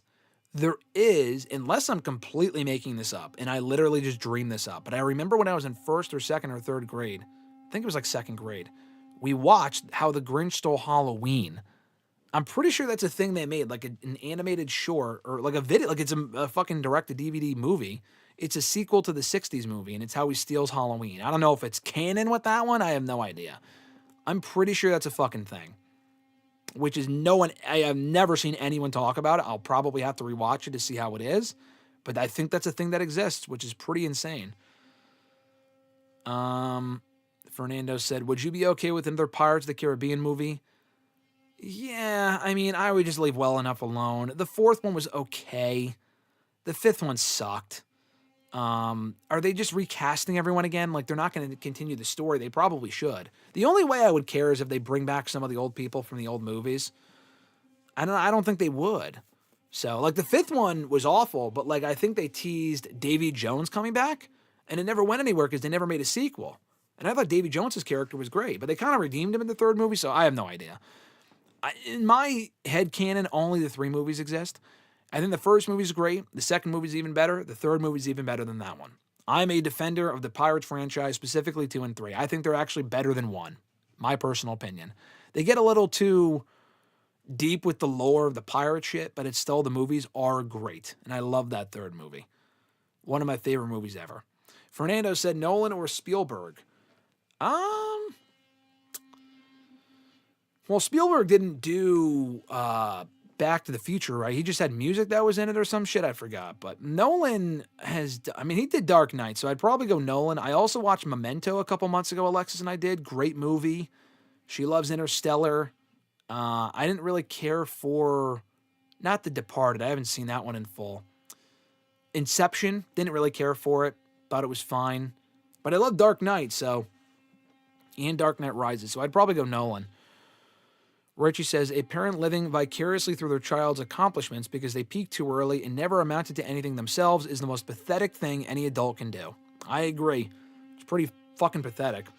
And I assume that's what Macaulay Culkin had to go through. Nathaniel said, I'm going to see SpongeBob movies next week. It looks awful. I might see it with RJ at some point. He texted me yesterday asking me if I wanted to see it. I mean, I would see it with him just to see it with him and not because I want to see the movie. The movie looks fucking awful. But if it ends up being good, let me know. I only acknowledge the first SpongeBob movie as being canon. The rest of them, I don't. Grunt said, that Clayface horror movie has me intrigued. What movie is that? Is Clayface is that the DC movie? Is that the DC villain Clayface? If so, I would watch that. If it's not, I don't know.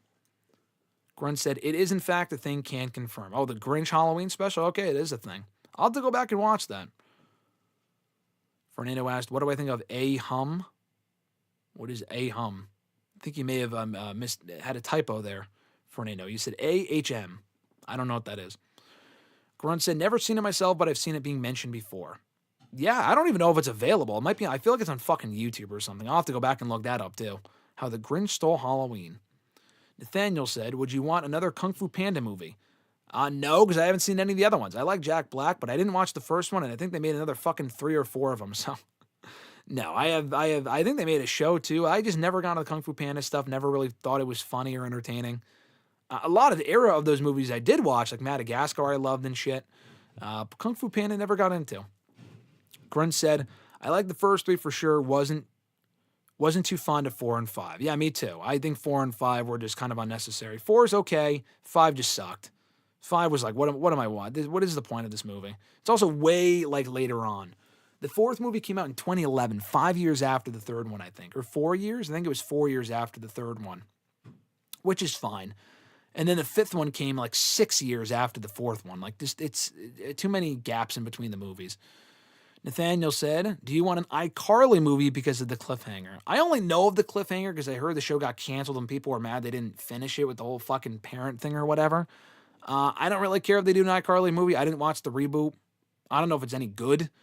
I did like the original show. I like the original iCarly show, though.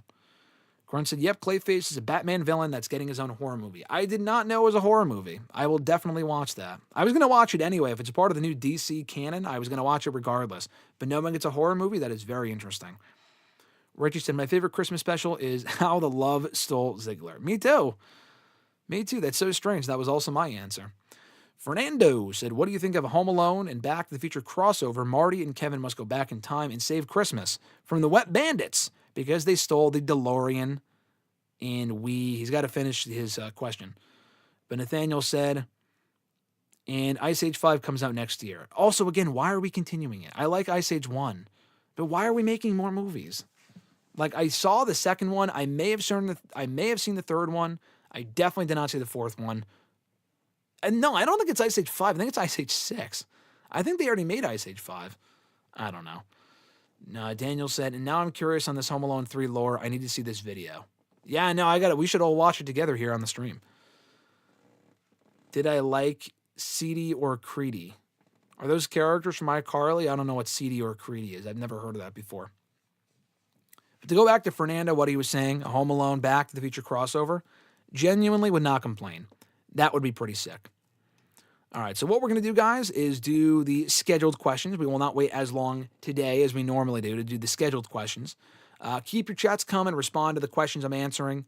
We'll go back to the chat when I'm done with these questions, because one of these questions is the ultimate Christmas card. And the ultimate Christmas card is amazing. And Brandon's question is from YouTube. Typically, I answer that first. I answer those first. I'm going to save his question for last, because I want that to be the last question you guys hear here on the show. And I want your thoughts on what his Christmas card consists of, because it is incredible. And when we're talking Christmas card, we're not talking like, oh, like someone's Christmas card, and we're not talking like, oh, John Cena versus The Undertaker in a Miracle on 34th Street fight. No, we're talking like the Grinch versus Santa type shit, and he got fucking deep with it, and it's awesome. So stay tuned for that. I'll get back to that at the end of the scheduled questions. Fernando said real quick, your favorite Christmas movie and most annoying Christmas song. Oh, that's the couple in iCarly, Nathaniel said. I don't remember that. Favorite Christmas song, Last Christmas by Wham Bam, whatever the fucking band's name is. Goated Christmas song, amazing. Most annoying Christmas song? What's it called? The Little Drummer Boy bothers me. Great Noel, all the fucking slow songs. They're not annoying, but those songs bother me. They're just annoying. Little Drummer Boy, Silent Nights, puts me to sleep. Who gives a shit? Those and I Only Want My Two Front Teeth for Christmas or whatever the fuck. Santa Baby. I used to like that. I've heard that too many times on the radio this year. It's kind of annoying. Those are probably the most annoying. The rest of them I like, though. The classics, Here Comes Santa Claus, all that shit. But favorite one would be Last Christmas. All right, so let's get going here with the scheduled questions. Like I said, if you want to send in a scheduled question, I'll mention it again at the end of the video. But Facebook, Twitter, YouTube, send them in that way. Keep your comments and questions going to the chat. I will address them after I'm done with these questions. And we will end with the ultimate Christmas card. Curious what you guys think. All right, first question comes from Twitter, from Average Grunt, because he is a channel member. He gets his question answered first. He said, what's your go-to breakfast/lunch on Christmas morning? Good question. Usually like a good cinnamon roll. I'm a cinnamon roll guy. I'll have a cinnamon roll on Christmas. I feel like, that's not something I need to have every year like a tradition, but more often than not, growing up and even now, I'll still have it as my Christmas brunch or just breakfast. So, and then Christmas dinner is a bit different, like with turkey or ham or whatever. That kind of changes, but on Christmas Eve, I go to my uncle's house. We've always gone to my uncle's house on Christmas on my dad's side, and they make some of the most amazing Italian food of all time, like shrimp and angel-haired pasta, which is great, shrimp, a lot of sort of stuff. Great food, but Christmas morning breakfast, we'll go with good old cinnamon roll. All right, let me backtrack here to the other YouTube question that's not Brandon's. We'll close with that. Jordan B. asked, did the Dudley Boys / Team 3D have a better run in WWE or TNA? Good question. I'm going to go TNA. I feel like they may have had a better run in TNA with some of the matches they had there. I feel like they were in both companies. They were in actually TNA a lot longer than they were in WWE. In WWE, their peak was obviously the Triangle Ladder match, none of which they won, by the way. They had a good run in WWE. They won the tag titles a bunch of times, but by the end, they didn't really do much. Like, they broke up in 2002 for most of the year. They reunited, thankfully. Won the tag titles back again a little while later.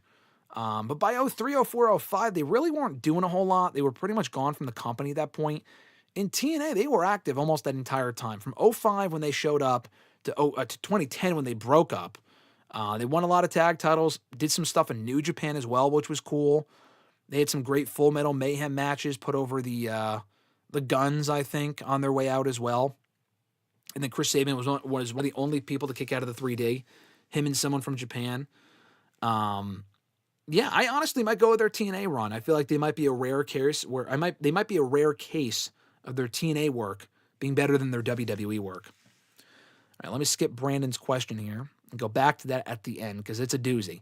Noel, who was here in the chat a little bit earlier on from Facebook, asked, first and foremost, Merry Christmas, Kwanzaa, everyone. They didn't mention Hanukkah. I don't know what their issue with Hanukkah is, but they said Merry Christmas, Happy Kwanzaa, Happy Holidays, basically is what he's saying. He asked, what would be your top 5 NXT main roster call-ups that WWE failed? I mean, there's so many failed main roster call-ups. You can include the Ascension, the Vaudevillains, Emma. I think Emma should have gone higher than she did, but even she wasn't like this exceptional performer. They just didn't do her any favors by putting her in a dancing gimmick from the get-go. And they brought her back, and she again did nothing. But honestly, a lot of those people, like the Adam Roses, the No Way Jose's, they were never going to go anywhere. Like, those people never really had much of a future. 2 people come to mind as far as people that could have been a lot higher. You know, Kalisto's another one. He did well in WWE. He was a Cruiserweight champion, United States champion, so he wasn't a massive failure. Neville's another one. He should have gone higher than he did and not just be relegated to the Cruiserweight division. He did great work there, although he wasn't in WWE for all that long. But 2 people come to mind. Lars Sullivan, genuinely, I do think should have been a bigger deal. That's going to sound like a hot take. Now, I say that without knowing at the time that he ended up just being a piece of shit. So he probably was not going to amount to much anyway. But, I mean, also, that wasn't really a booking issue. I feel like he got hurt and he was out injured for a long fucking time. That really fucked him up. And then he just ended up being a piece of shit and he left. So it wasn't really, I mean, he did fail, but that wasn't really WWE creative failing him. I think the worst NXT call-up of all time, of someone that could have been something, and also Athena, they could have done more with, she's another one too. Someone that could have been something that they failed is easily EC3. He should have been a lot higher up in that company. He could have been LA Knight before LA Knight. And they completely fucked him and fired him within a year of getting on the main roster. They just fired him. And they made him a loser pretty much from the get-go. They completely ruined EC3. So I can't even come up with the top 5 because I feel like people that it would include, like the Ascension, they were never really going to get beyond a certain level anyway. No Way Jose, Adam Rose, people like that. EC3 could have been like a very successful star. And they completely fucked it. Austin Aries is another one. I feel like he was his own worst enemy in some ways. And he did do well for the time that he was on the main roster, but they immediately put him in the Cruiserweight division. And reportedly, they had no plans for him beyond that, which makes no sense to me because he should have had a higher ceiling than he did. So I would probably say Austin Aries and EC3. Their second question, do you see Roxanne Perez winning the Women's Championship in 2026 or her winning Money in the Bank next year? The women's title, a women's world title? No, I don't. Would I like to see it? Yeah. Do I think she will? No. Could I see her winning Money in the Bank next year? A little more likely, still no. I think it's a lot more likely she wins either the tag titles back this year or even more likely than that, the Women's Intercontinental Championship. I could see Roxanne as the Women's IC Champion before she wins either of the Women's World titles on either show. She is great, though. She had a pretty good first year on the main roster. Christopher L. from Facebook's got a few questions here. First one being, he says, howdy ho, Graham, he says. Hope you're as excited as I am for a very Merry Christmas in 2 days. This is my favorite time of year, and one of the things I like to do is watch Christmas movies to really get me in the spirit. In your views, what are 5 Christmas movies you recommend for everyone on this beautiful day? For me, it's It's a Wonderful Life. The original Miracle on 34th Street. The 1994 remake is actually quite fine too, he says. Both Home Alones, 1 and 2 rolled into one. A Christmas Story and a true Christmas classic, Die Hard. I also quite like Elf. Love Christmas Vacation and Scrooged with Bill Murray, and find Polar Express flawed but enjoyable. What are your fave holiday 5s? Good question. I mean, this question, my answer will change almost every year, but the top 3 are always the 2000 Grinch, easily my favorite Christmas movie of all time. I just saw it like I said earlier, I saw it in a theater for the first time last week, which was a great experience. That's always number 1. Number 2 is always Christmas Vacation. Easily my top 2 favorite Christmas movies. Love those movies. The rest of it differs, but I feel like it would be Christmas with the Cranks. We try to watch that once every year. Not a great movie, but it's like so campy in 2000s, and none of it even really makes sense that we like watching it. So Christmas with the Cranks, Die Hard, I agree, is amazing. The 5th one is interchangeable. I would probably go Violent Night. That is a more recent one with Hopper from, I forgot the actor's name, but the actor who plays Hopper in Stranger Things. It came out in 2022. Amazing action movie. Very, very fun. That might be my 5th one. If not that one, then Home Alone. 1 and 2, like you said. I think both are great. Specifically the first one. Excuse me, very enjoyable. But all the other movies you mentioned, I haven't seen It's a Wonderful Life. I haven't seen Miracle on 34th Street. I'll have to watch them at some point. I think Christmas Story sucks. Just me. But I haven't also seen it from start to finish. I think it's just very underrated, very overrated, and boring. But I'll have to watch it in full one of these days and give you my take. But I love Die Hard. Elf is another great one. I saw Love Actually the first time the other day. Like I said, I saw you commented on my review of that from Letterboxd, so I know you like that one. There's a lot of them. Klaus and Netflix I would recommend. That's a newer one that was actually quite good as well. I mentioned the Disney movies. If you grew up on Disney Channel, then Ultimate Christmas Present's a good one, as well as 'Twas the Night with Bryan Cranston. Another good movie. Fred Claus, we mentioned that one earlier. Great movie. All the Santa Claus movies with Tim Allen, like all 3 of them. Why Him I really enjoy, with Bryan Cranston as well, and James Franco. Great movie, as well as Office Christmas Party. That's also towards the top of my list. Really, really funny movie. The original claymation one, Santa Claus is Coming to Town, Year Without a Santa Claus. Jingle All the Way is another classic. Really like that one. And we also just recently watched Santa's Sleigh for the first time. Not a great movie at all. Actually fucking terrible, but it was so bad that it was good. It was like the Room of Christmas movies. So I would include that one as well. Let's see. Your second question was thoughts on that insanely awkward Thea Hale incident last week with her winning by mistake, and does it seem clear that they may have botched the Mariah May character, or should I give it more time? And do you feel some people blew the ending out of proportion? Okay, so you had a couple different questions in there, but the botch was awkward. It got a lot of people talking. Obviously, it wasn't intentional. I don't really put it on anyone's fault. I really don't think they should have the refs count it as a shoe. I think that's dumb because, I mean, that's a title change, which is a big deal. But it caused them to have to rewrite plans. And I saw a lot of people say, oh, well, it's good. It switches things up. Yeah, but they're going to put the belt right back on fucking Mariah anyway. So it doesn't really matter. Like, it's just kind of, it creates inconsistent creative. And maybe Thea was always going to win it, but just not now. So, I mean, I think they should tell the ref to not count it as a shoe. And maybe Mariah was hurt. In my opinion, it looked like she was, and that's why she had trouble kicking out. It was very awkward. They should have just held up the count or redone it on that same show as opposed to messing up weeks of creative. But yeah, Thea's got to be careful on that move that she does. She kind of had Mariah's shoulder tucked underneath her, and she may have looked like she got the wind knocked out of her too. So I feel like there's fault to go around on all ends. But it is what it is. Shit happens. No one should get fired over it. And also, if they ruined Mariah May or if they botched her character, no, I think she's done perfectly fine. She feuded with Jordynne Grace from the get-go. She won the NXT North American Championship. She'll probably get it back. She wasn't supposed to lose it. So, I think she's done fine so far. I would probably call her up in the near future because there's no real reason for her to be in NXT in the long run. She belongs on the main roster. Your next question.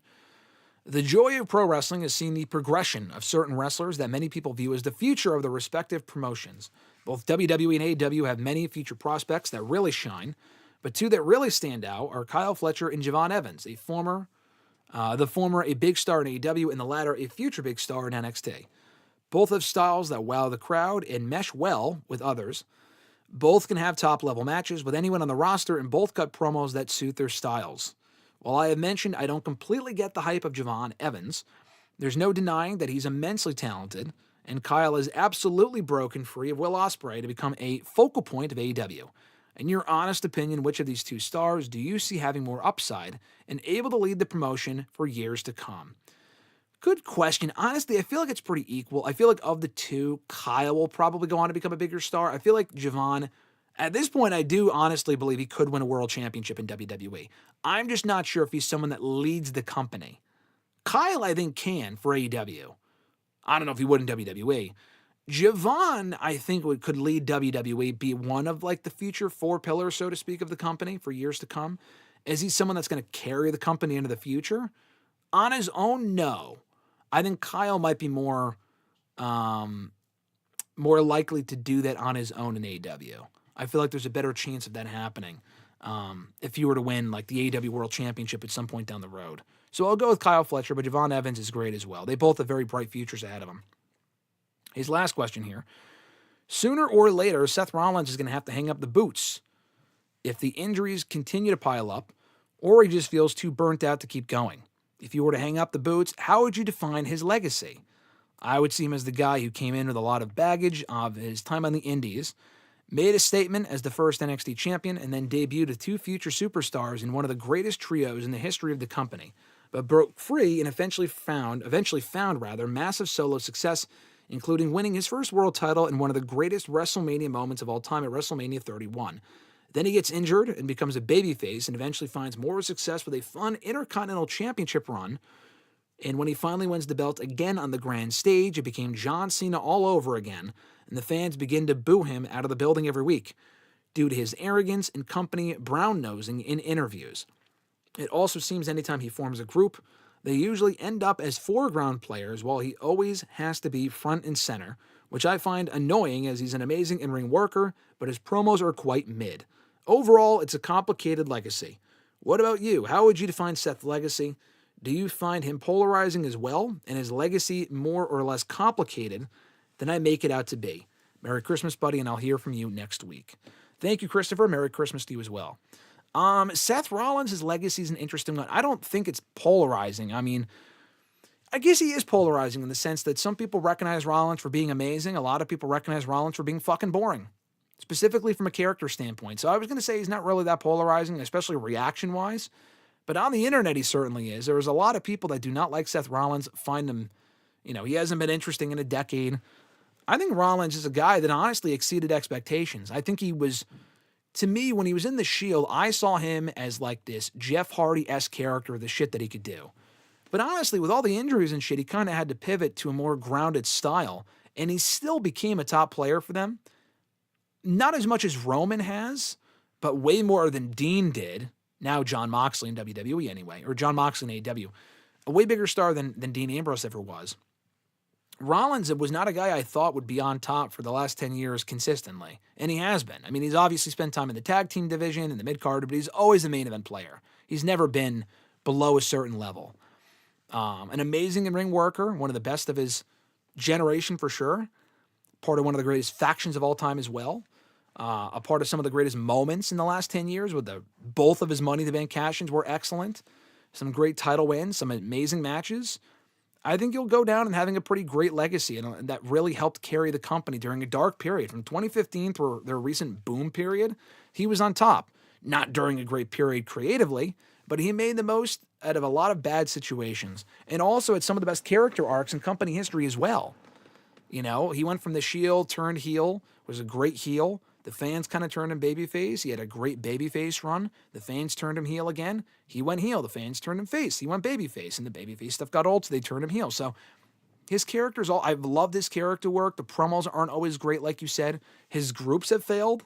The Messiah group failed. The Vision group with him at the head failed.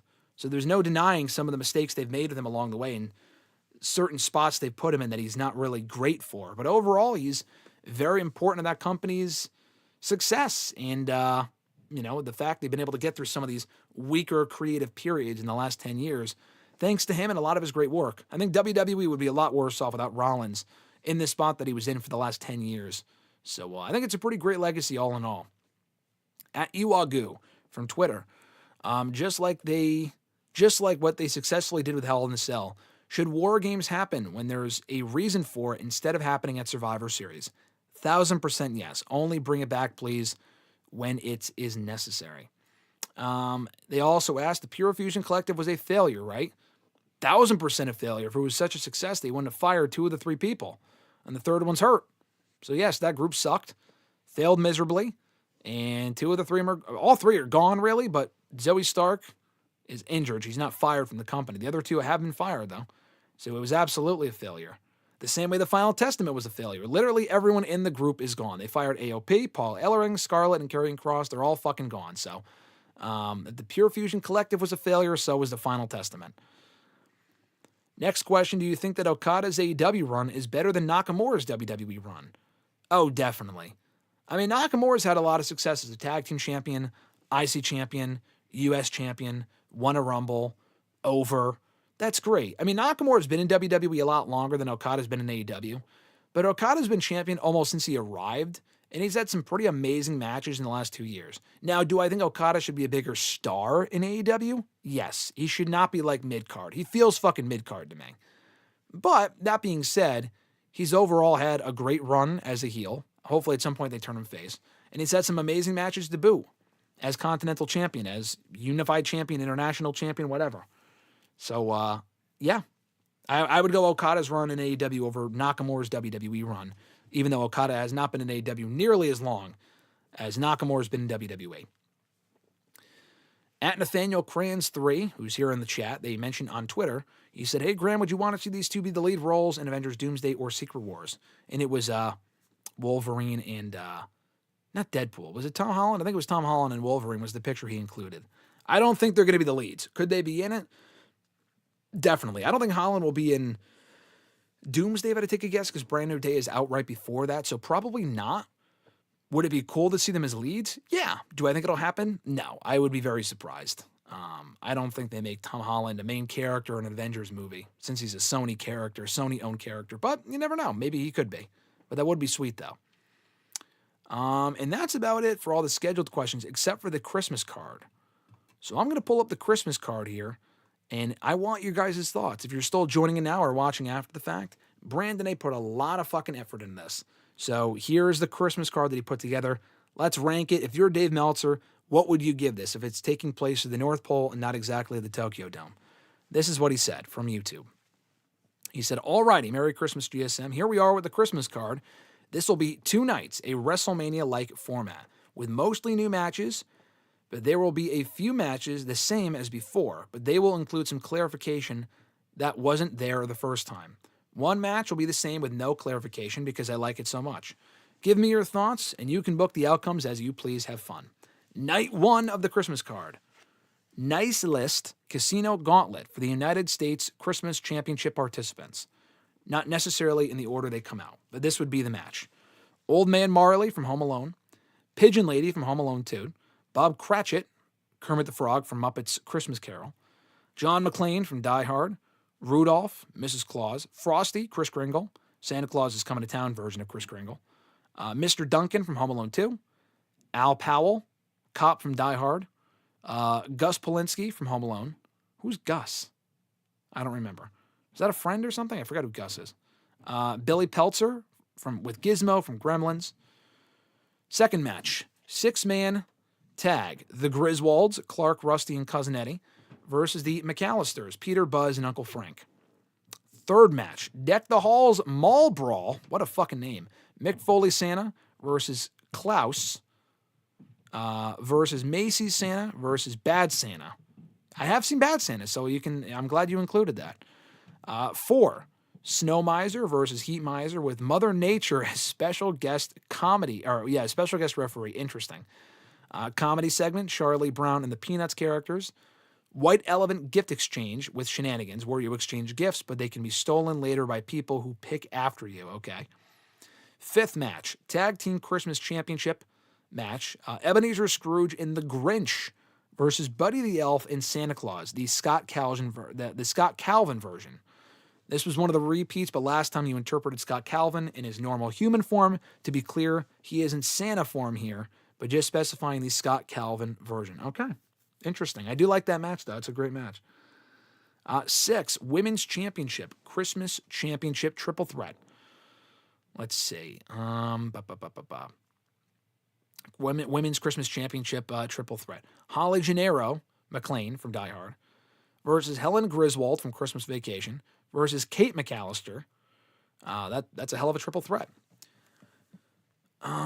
So he also did night 2 in a separate comment. Night 2. First match on night 2. Batman, I guess from Batman Begins because it's a Christmas movie, versus Catwoman versus the Penguin for the Intercontinental Christmas Championship.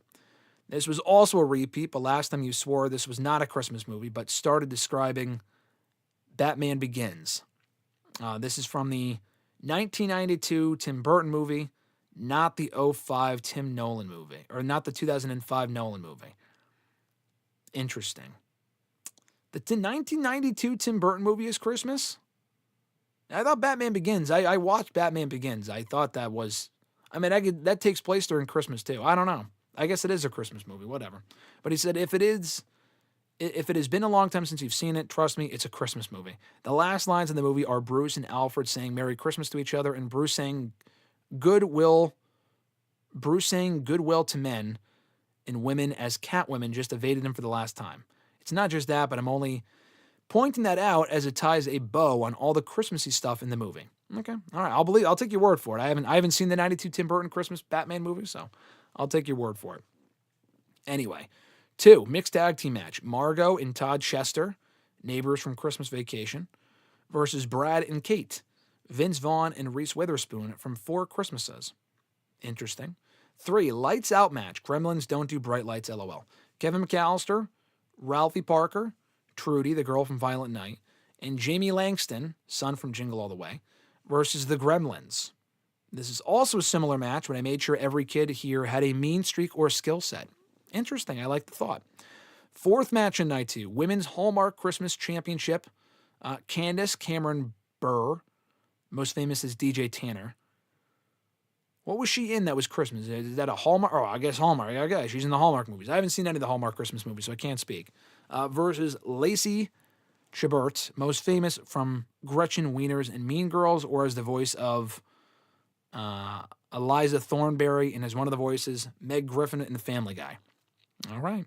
You probably don't care about this one, but well, you're right. I don't know either. I know who they are, but I don't watch the Hallmark movies, so I don't really care about it. But you even said you probably don't care about this one, but I wanted to feature more women, and they have both been in a ton of Hallmark Christmas movies. Okay, I'll take your word for it. Fifth match, Drunken Miracle on 34th Street fight. Howard Langston and Myron Larrabee, Arnold and Sinbad and Jingle All the Way, versus Marv and Harry, the Wet Bandits. That's actually a great match. He even said, this is an exact repeat just because I love it so much. That is a great match. That's probably the best one that you can do. 6, Naughty List Casino ladder match for the Christmas Money in the Bank. Here are the participants. Hans Gruber, Carl, Gruber's second in command from Die Hard. Max Schreck, Christopher Walken from Batman Returns. Okay, that's the 92 Tim Burton movie. Miles Finch, Peter Dinklage from Elf. Bellman, concierge and receptionist from Home Alone 2.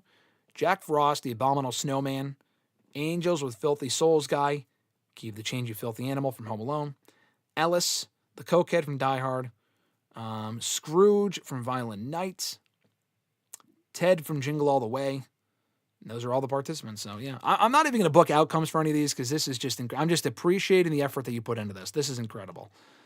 Let's see. 7th match. Main event, Violent Night Santa versus Krampus for the undisputed Christmas championship. That's the main event. That's a pretty fucking awesome match. You got to have Santa go over because it's Christmas. You got to have that feel-good ending. You'd probably have baby faces win all of these matches, but it's still pretty amazing.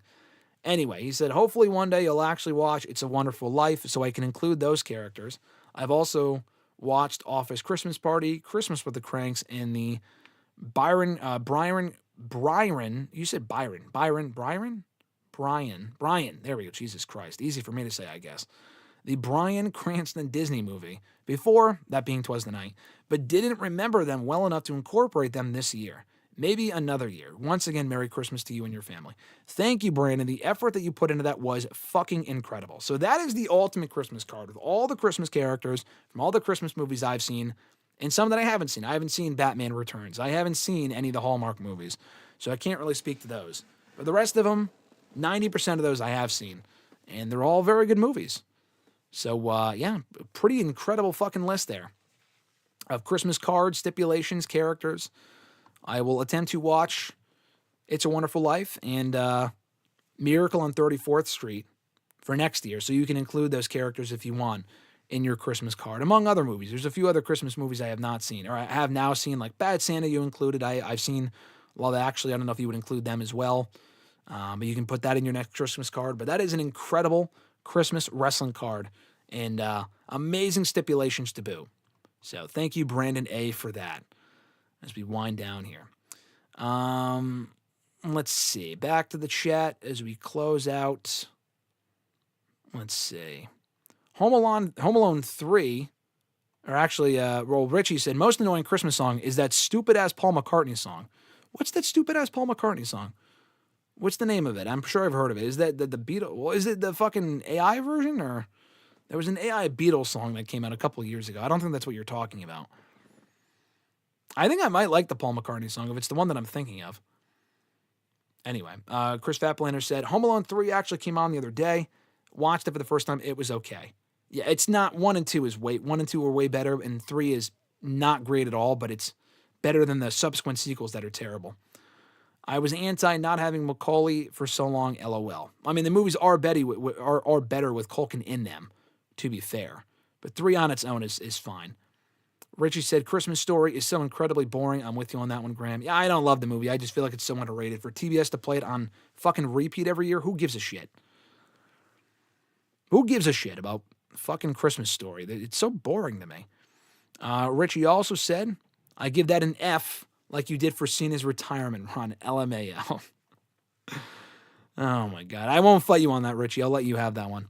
And he said, I joke. Fernando said, awesome questions, Brandon. You're the man. Dudley Boys better in TNA, really, Graham? Yeah, I would probably say they were better in TNA. I think they probably had better matches in TNA. I'd have to really think about it. It's not like either run was incredible either way, but they were able to do more in TNA and also with New Japan too. In WWE, I just feel like they weren't around often enough. Like they peaked early on and then the rest of their run was okay, but TNA also had a better tag team division when Team 3D was there, without a doubt. You can't argue with me on that. WWE's tag division was better when they were there early on, but the rest of it, after 01, 02, it was pretty trash. The Fiend hurt Seth Rollins a lot for a long time. He did. Yeah. The Fiend's stuff, as far as Rollins' perception with the fans and shit, you are right about that, Fernando. Richie said this was probably an insane amount of time that was spent on this card. Holy cow. Definitely. I'm sure a lot of time was spent on it. Fernando said, too bad this is not a real wrestling event. Everyone vote for Brandon for Booker of the Year in the WrestleRant voting. No, seriously. Brandon is the fucking Booker of the Year. Fuck Triple H. Fuck Tony Khan. Oh my God. That's incredible. Brandon booked that entire thing on his own. That is 2 nights of Christmas-themed matches with Christmas characters. That is the best Christmas card you could ever put together. You cannot argue with me on that at all. That really is WrestleMania of the holidays. Now we need a Halloween one. I need him to do a Halloween one of these days. I feel like that'd be fun too. Tyreek is here joining us at the very last second saying, Merry Christmas, GSM, take care. Merry Christmas, Tyreek. We all asked for Christmas for you to give us our Love Ziggler nicknames. I think you're just going to take off without answering that question now or giving us what we want. Santa Tyreek. We called you San Tyreek earlier, or I did, and here you are. Say his name and he appears. I believe in Tyreek Cunningham, but he's already gone. So, oh, Tyreek, we love you. We hope you have a great holiday. Thank you for coming in. Hopefully we see you next week to once again pop in real quick and then leave immediately. The ultimate Christmas miracle is, you know how they say in Christmas Vacation that the Jelly of the Month Club is the gift that keeps on giving all year? Tyreek is the fucking Christmas gift that keeps on giving all year round. Doesn't answer a single question, but he is here nonetheless. Yeah, no, I've never seen Batman Returns. I got to watch that. And Richie said, it goes simply having a wonderful Christmas time and these weird-ass synth sounds in between. I may have seen it. Or maybe I have heard that song. I don't know. Maybe I have, maybe I haven't. I got to go look it up. This Paul McCartney song. Maybe that's the song that I like. There was a song by one of those like major bands that did a Christmas cover of something that's actually pretty good. I don't think it's the Paul McCartney one, but I could be wrong. I don't know. Daniel said, dude's probably already gone. Yeah, he definitely is. And exactly as we predicted, Tyreek came and gone like Santa in the night. Exactly, Richie. I agree. That's just how Tyreek is. Tyreek is not Alexis. Tyreek is Santa Claus. Tyreek is coming in, delivering the presents, and then taking the fuck off. What a king. He's got presents to deliver. He comes in through the chimney, drops off the presents, does not give you a Love Ziggler nickname. Gives you everything but you want, but a Love Ziggler nickname. God. Merry Christmas, King indeed. I agree, Richie. Daniel said he did not know that was by Paul McCartney. And what we do now? Tyreek is living the gimmick. Got to respect it. Oh, I definitely fucking do. Tyreek, we love you. We respect you. Doesn't work for him, brother. He should just say that. We should ask him for the Love Ziggler nickname, and then he should just say, that doesn't work for me, and then just leave. Brother, specific. He's got to add in the brother part. Fernando said, I want a photo of Tyreek to prove he's not Alexis. Me too. But you can't even ask him because he's going to leave before he can even answer that question. That's crazy. All right, guys, this has been a lot of fun. Great stream here today. Thank you so much again for tuning in. This has been a blast, especially to Brandon A. for all of those great Christmas matchups. What a fucking card that was. Brandon, we love you. We respect you. Incredible effort there. Great job on that. Many years in the making. He's been trying to do a sequel to the Christmas card from a few years ago. I'm so glad you could do it again. That was awesome for today's Christmas edition of #AskGSM. Daniel said Tyreek being Santa, and that's why you can't stay is hilarious. I mean, it's true. He's definitely fucking Santa Claus. That's why he's here all the time for like 2 seconds. He's so busy making toys. Tyreek is, what's the word? Evanescent? Omniscient? He's everywhere and watching at all times, including when we're sleeping. Tyreek working year-round on toys. Exactly, Richie. Santa being a secret mark is also so based. Oh, he's absolutely a secret mark. Tyreek might be Brandon. He might have put that question. He might have put that Christmas card question together because he's so familiar with all the movies, because he's seen them all, because he is Santa. Thank you, Richie, saying WChat and WStream as always. Thank you, Richie, for joining as always, obviously, first of all. And second of all, thank you for the Love Ziggler and Veer emojis there in the chat. Omnipresent. That's what it is. Thank you, Daniel. That's the word I was looking for. Thank you, Fernando. Merry Christmas, Graham and Alexis. Have fun and be safe. Thank you, Fernando. Merry Christmas to you as well. Merry Christmas, Daniel. Merry Christmas, Richie. Happy anniversary to Richie as well, who celebrated his anniversary a couple days ago. I forgot to text you on the day of. I forgot, but I saw your post about it on IG. So happy anniversary to Richie. Merry Christmas to all you guys. Happy Hanukkah, Merry Kwanzaa, all that great stuff. All the holidays that you do and do not celebrate, enjoy every single one of them. Have a great week. I will go through the quick notes and plugs here real quick before we head on out of here. Oh, before I do, Fernando asked, have you ever done the ugly Christmas sweater thing? What's the ugly Christmas sweater thing? I know ugly Christmas sweaters, but like, what's the thing that you're referring to? You know, I have plenty of ugly Christmas sweaters. I have a Macho Man ugly Christmas sweater, a Rock ugly Christmas sweater. I don't wear it to like an ugly. Actually, I take that back. My friend had a Christmas party a few years ago. Couldn't go this year because we were at Dynamite on Saturday. But they did an ugly Christmas sweater like contest. I did not win with my Rock light up sweater, but I came close. I think I was in second. So yeah, I wear it to a lot of Christmas parties, and I'll be wearing my Macho Man one tomorrow to a Christmas Eve party at my uncle's house, like I mentioned. But anyway, we'll get to these quick plugs real quick. I want to shout out the channel members: Alexis, Miss Maud Matthews, not Tyreek. Hopefully, we don't know. Dillon, DiGiacomo, Mrs. Renee, DJ Swerve1 at Swerve1 on IG, Mr. Marceau at RJ_Marceau on X, John Ritland, Real Honesty with John Ritland on YouTube, Richie as well. You just heard from him a moment ago. Red Planet Wrestling on YouTube, Average Grunt on Blue Sky as well, at gruntwrestling.bluesky.social on Blue Sky, and Daniel Malcolm at I'm Quarter on X. Find him everywhere on Twitter and Instagram as well. So thank you to our channel members. More information on channel memberships available down below. You get questions answered first here on #AskGSM, topics addressed before anyone else on WrestleRant Radio. You also get shout-outs at the beginning and end of every single live stream that we do. You also get badges and emojis in the live chats, early access, ad-free to certain videos here on the channel throughout the week, depending on what it is, and so much more. More information in that down below. And also in the description box, 2 different links you can check out. One, be sure to check out the Pro Wrestling Tees store. I'll pull up the picture one more time here. Bam. I always forget. I point in the fucking wrong direction. The t-shirt right there, the WrestleRant Christmas shirt. It's kind of hard to make out, but it's a WrestleRant Christmas shirt. On the Christmas tree itself, it spells out WrestleRant. Alexis put that together. It's a great design. Get yours today at WrestleRant.com, or rather, at WrestleRant.com, click on store, or also ProWrestlingTees.com/WrestleRant. You can also win one of the t-shirts in the annual Royal Rumble game. More information on that coming up in January, so stay tuned for that. But also down below in the description box, you'll find the link. If you haven't voted already, please do so, in the 2025 Year in Review Awards for WWE and AEW on WrestleRant.com. A lot of people have already voted. Thank you so much for that. We're closing the polls around midnight. First things, Christmas morning, Christmas Eve night, whatever. I'll be closing the polls to tally up the results. We'll be reviewing the results, not Thursday here on the channel, but on Friday. So just a heads up programming note, no episode of WrestleRant Radio live this Thursday, not even a tape show. We will be live again this coming Friday for the final episode of 2025, reviewing and revealing the results of the Year in Review Awards, talking about the year that was 2025 for both WWE and AEW. What did they do right? What did they do wrong?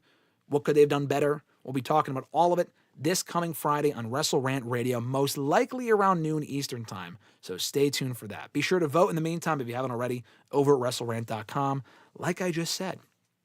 So that should be around noon on Friday. That'll be our last episode of the year. We will be back, though, for #AskGSM as well next Tuesday. Same time, same place, Tuesday afternoon. Not sure if it'll be noon exactly, but around the afternoon next Tuesday for the December 30th edition, episode 631. And that will be the final episode of this show for 2025. So thank you so much for that. And on that note, one last thing. If you want to send in a question to the show, you could do so by tweeting me on the Twitter machine at WrestleRant with the #AskGSM. Find me on Facebook as well, facebook.com/Graham.GSM.Matthews. Drop a comment on the post I usually put up on Monday nights, if not on the wall itself. And last but not least, drop your question down below in the comment section on this very video, after it's done processing, of course, and I'll include your question in next week's edition. That being said, last thing I'll say here, on your way out, spread a little Christmas cheer, like this video, and subscribe if you haven't already. I assume most of you already have, but be sure to, at the very least, like the video. That is greatly appreciated. Helps out the videos algorithm-wise and all that other bullshit.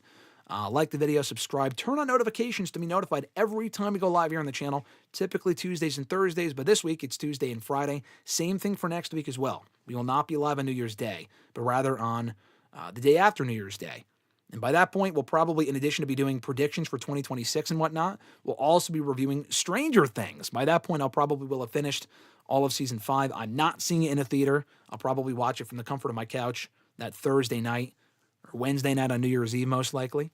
And we will talk all about it here on the show, or on WrestleRant Radio, rather, with Mr. Marceau next Friday. But until then, new episode coming up on Friday.